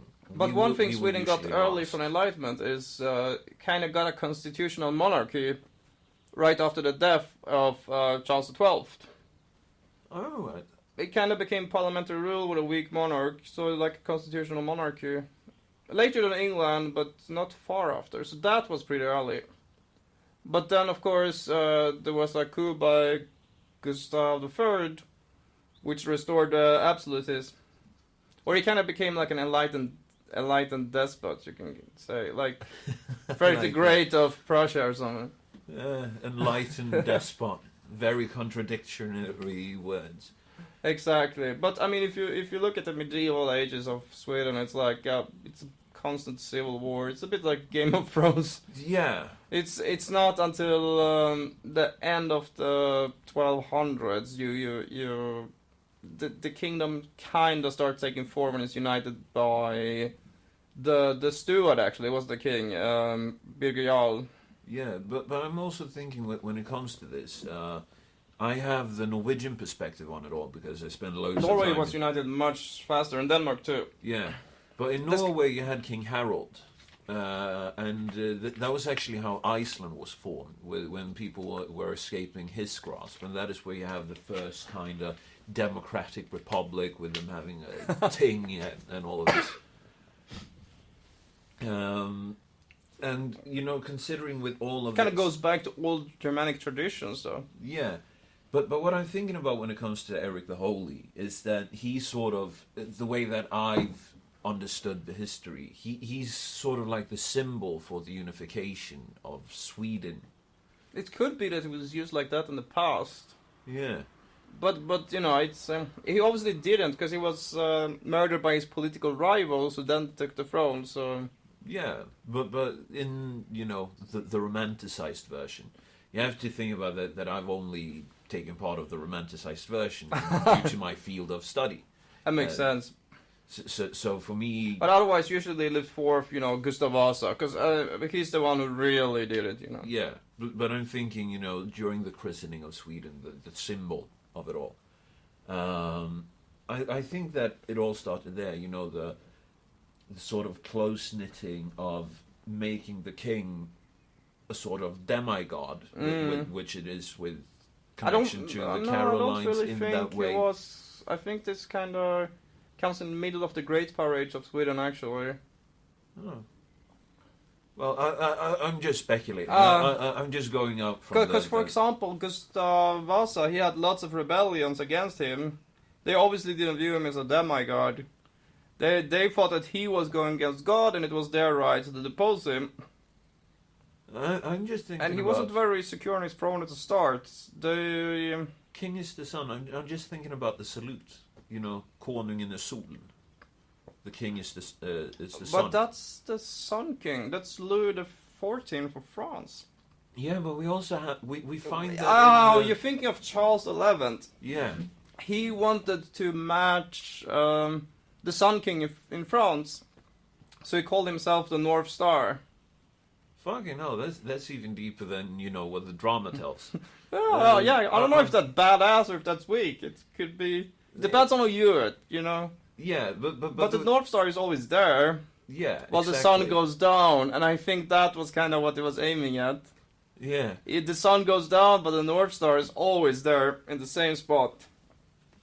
That might actually make more sense. Another symbol is, of course, Gustavus Adolphus, who was known as the Lion of the North.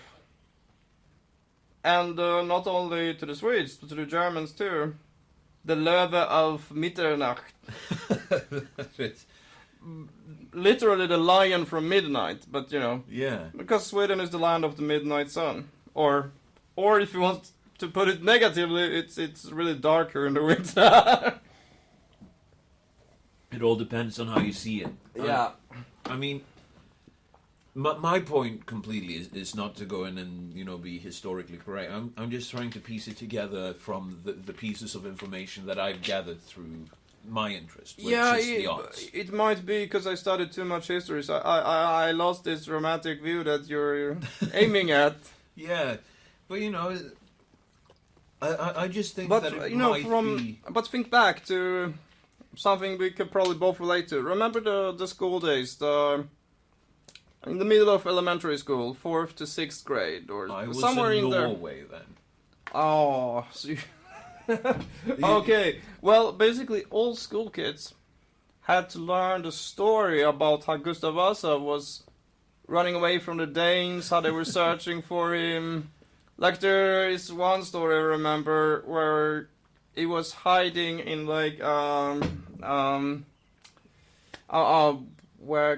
carriage, right? Yeah, carriage. Yeah, a carriage carrying hay.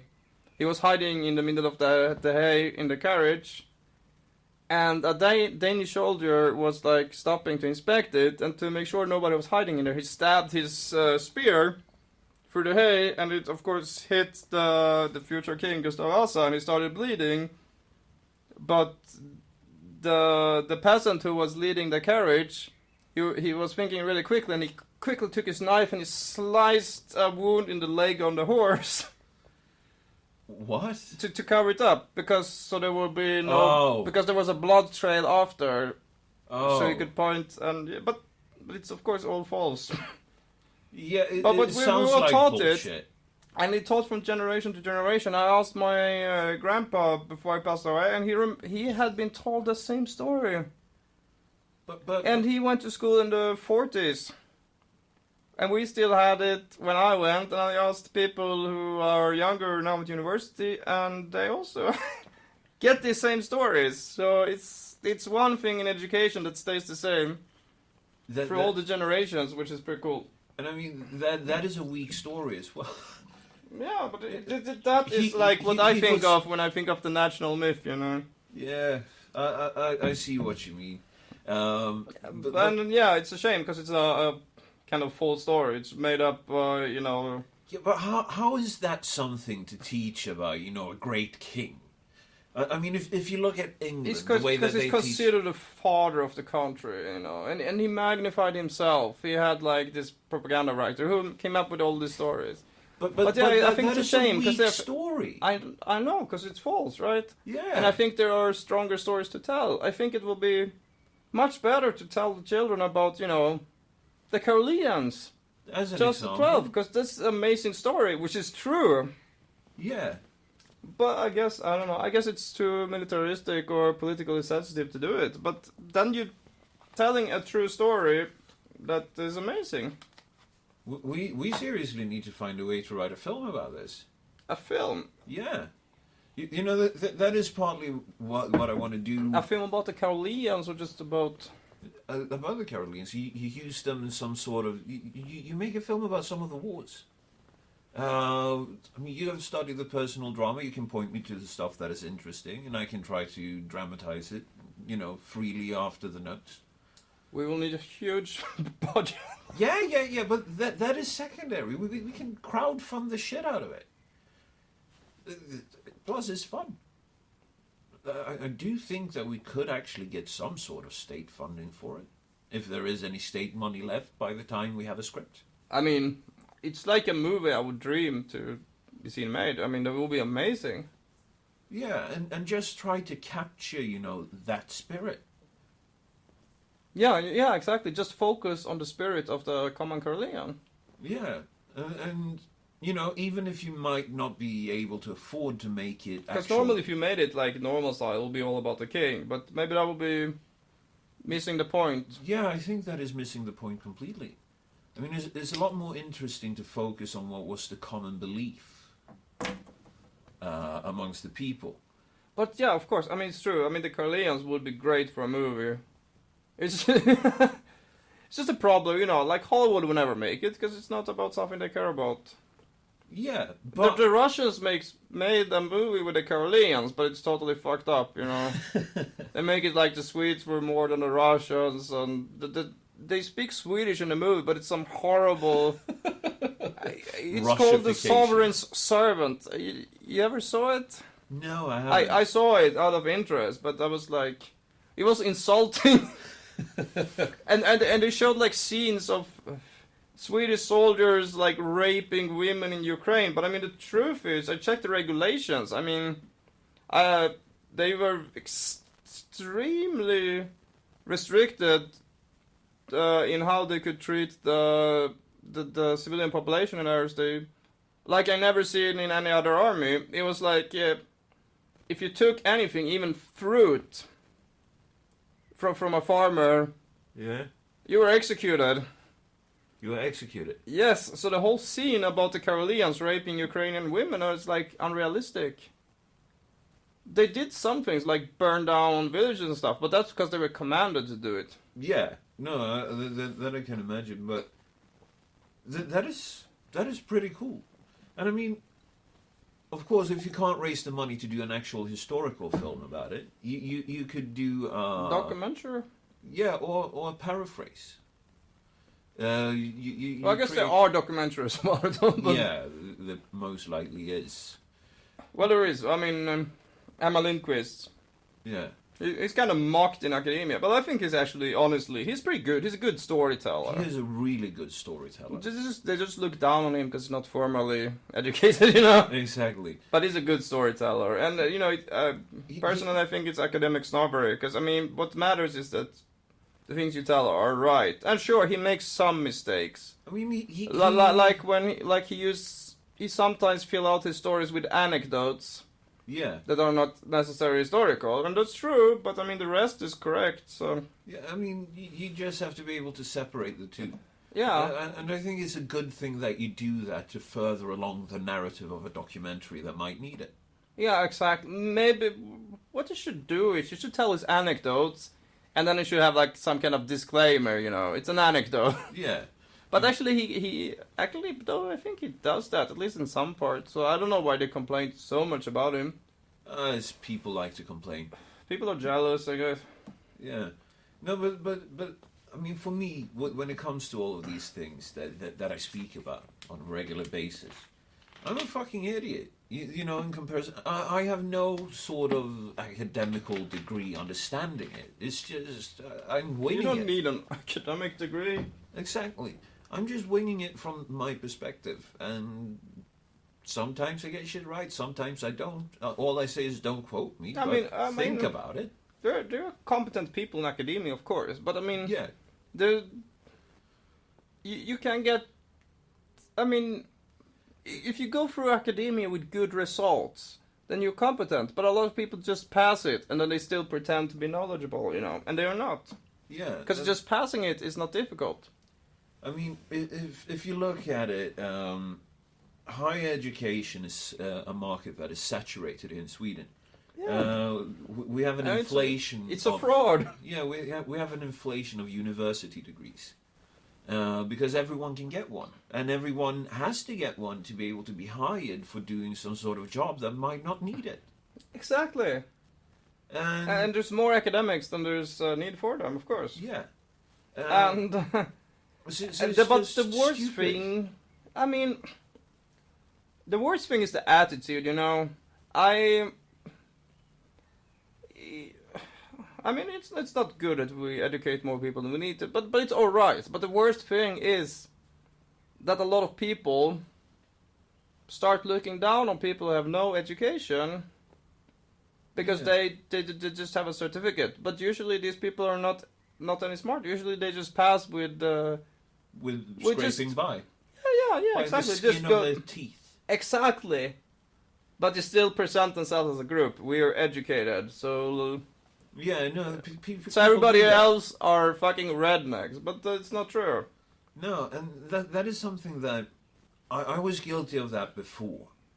I used to love being, I have an education in what I do. I'm better. I should be better. It's a false pride. Yeah, because an education is just a piece of paper. It means that you have some experience with it. It doesn't speak anything about your competence level. No, exactly. And especially to be when it honest, comes- I learned some things at university, but the most things I learned on my own. Yeah, And somebody who has no education, if they're interested in learning, they can learn a lot on their own too. exactly. And they will be more knowledgeable and competent than people who have, A degree. let's say they're good boys, girls. No, but I mean, that is especially true when it comes to looking at the more general scale of economics and the way it's going here in Sweden and in the West in general. I mean, it doesn't take a genius to figure out that we're in trouble here. Yeah. We are bleeding money, and the reasons are obvious, but you're not allowed to speak about it. And there's also another factor. Even if you're an expert in physics, you're leading your field, it doesn't make you competent to understand politics. Exactly. It could make you if you're very intelligent, of course, but, not automatically. No, and I mean, it's just a way to try to separate yourself in a society that is built on the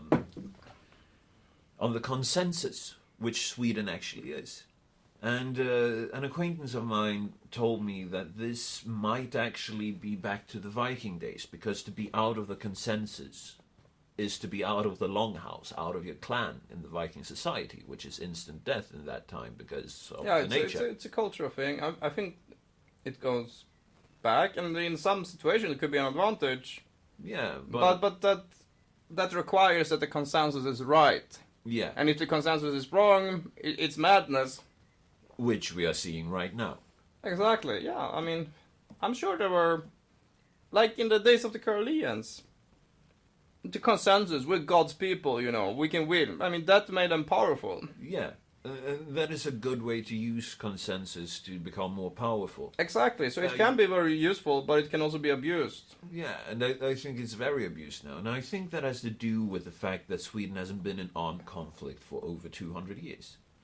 We have no memory of what it is to be in a war in that manner. We have no memory of what it is to be living under constant threat. Which is why I think it's certainly a factor, but it can't be the only thing. Because I mean, no, of course not. But it is a factor. You see dumb shit in other countries too. Yeah, but I just think that we have no memory of that pain. We have no memory of what it is to be under a sense of threat, basically. But yeah, you're also correct. Because I mean, I'm not to say it's not the only thing. But yes, I mean, if you look at Eastern Europe. All these countries who were under communism, they know what that means. Exactly. They don't want to be communist again. And they don't want to be ruled by another if you say you're communist in those countries, you at best you'll be laughed at, and whereas they beat you. And throw you out of a helicopter. Oh, well, that's Chile, but yeah. Which weren't really under communism, but yeah. Yeah. Socialists in the Western Ocean, in the Pacific, and communists in the Atlantic because it's on the east. Yeah, I mean it's true. I mean the people they fucking hated their communism, you know. Yeah. Like I was, like when Gorbachev came to power, he started making democratic reforms, right? He started asking people let them decide themselves, and then it showed how much they fucking hated the Soviet Union, you know. Yeah. I mean, when they had the first free vote in Poland, there were two parties just. One was the Communist Party and one was... Solidarity. Yeah, exactly, Solidarity. 99% of the people voted for Solidarity. That's how much they fucking hated. I mean, can you believe them? 99%, you know. That is insane. Yeah, I mean, you would imagine that maybe like 20% would at least vote for communism. But no, 99% voted against it.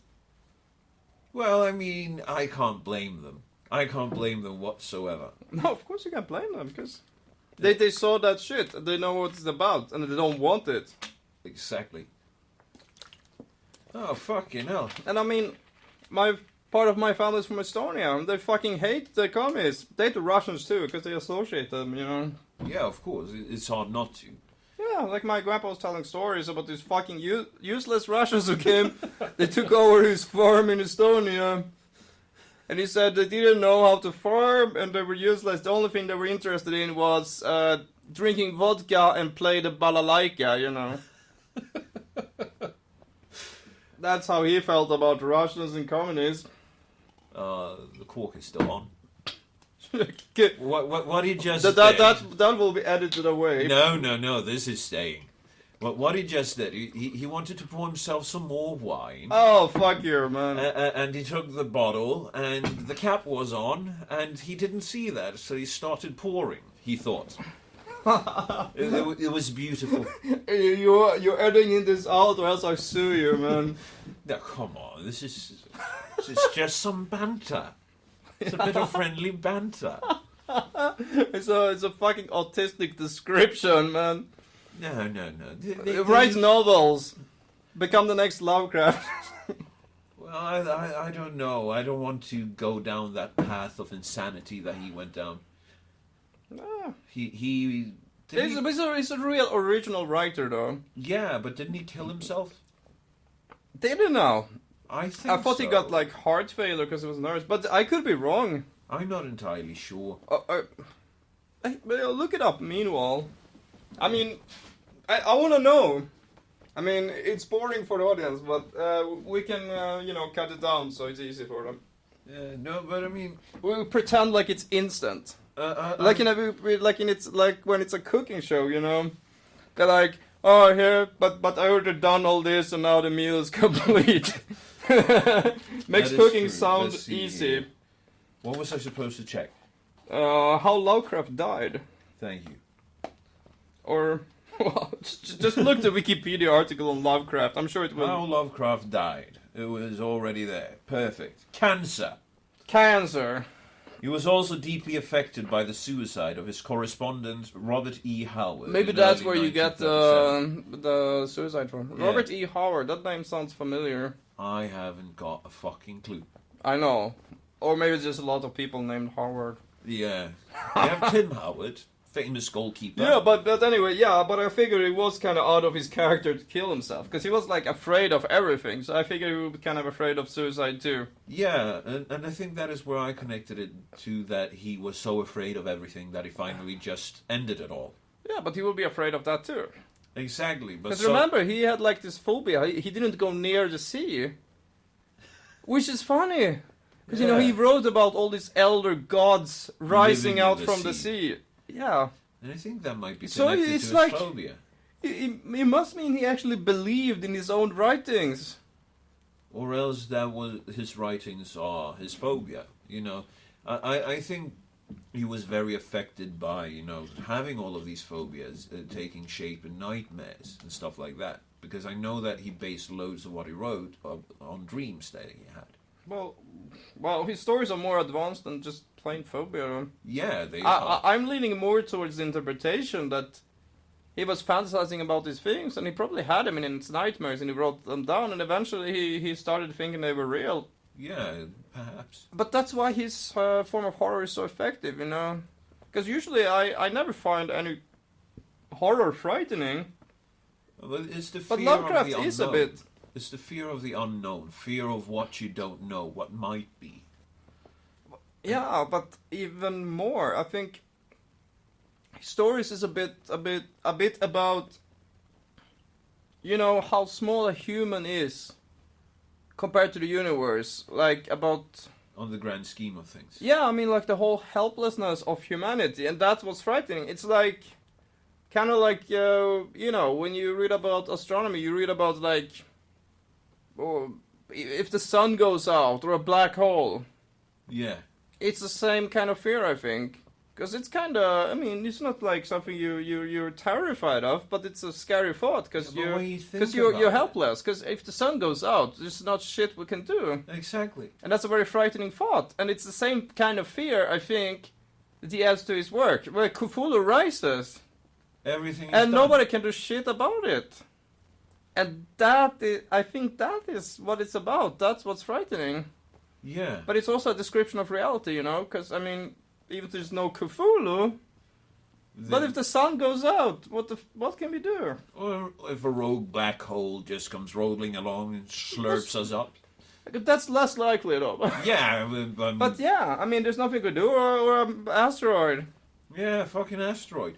You'll have the dinosaur thing all over again. Yeah. You know, as It's the this Earth- whole theme, you know? Yeah, but Like, you know the that- universe is old, powerful, and it doesn't care about humans. Yeah, plus, you know, the Earth is actually flat, you know. So if an asteroid comes, it works like a seesaw. So if it hits one side, it sort of works as a seesaw, and then ejects tips. what is on the other side. And then when it rolls Like a back- springboard, you mean? Yeah, the springboard. It's a seesaw, it's called in English. Ah, So basically, the Earth becomes like a catapult. yeah. And this is what I the- get what you mean, yeah. And this is what the elite doesn't want you to know. Because this is what they did to the dinosaurs when they had, you know... They ejected them into space. Yes, because they had served their purpose. Now the elites wanted gold. But I guess if the Earth is flat, there isn't really a space. There is space. It's just that the other planets are spherical. It's just Earth that is flat. Ah, yeah, you got a good grasp of this. Yes. It is an interesting theory. I mean, it's ridiculous in a way, but I mean, It's fun but to sit I'm and not speculate gonna about. laugh at them either, because they have a point that some things doesn't really make sense. Yeah, something doesn't make sense. But I don't think it is that the Earth is flat. I just like going the about problem it with because... the idea, their point is that a lot of things don't make sense, and isn't really well explained. But the problem is that if you assume that the world is flat, then you got a whole even more things that doesn't make sense. Yeah. To find us, go to facebook.com/greatsra. Also, you can subscribe to us at minds.com /same rules apply, all in one word.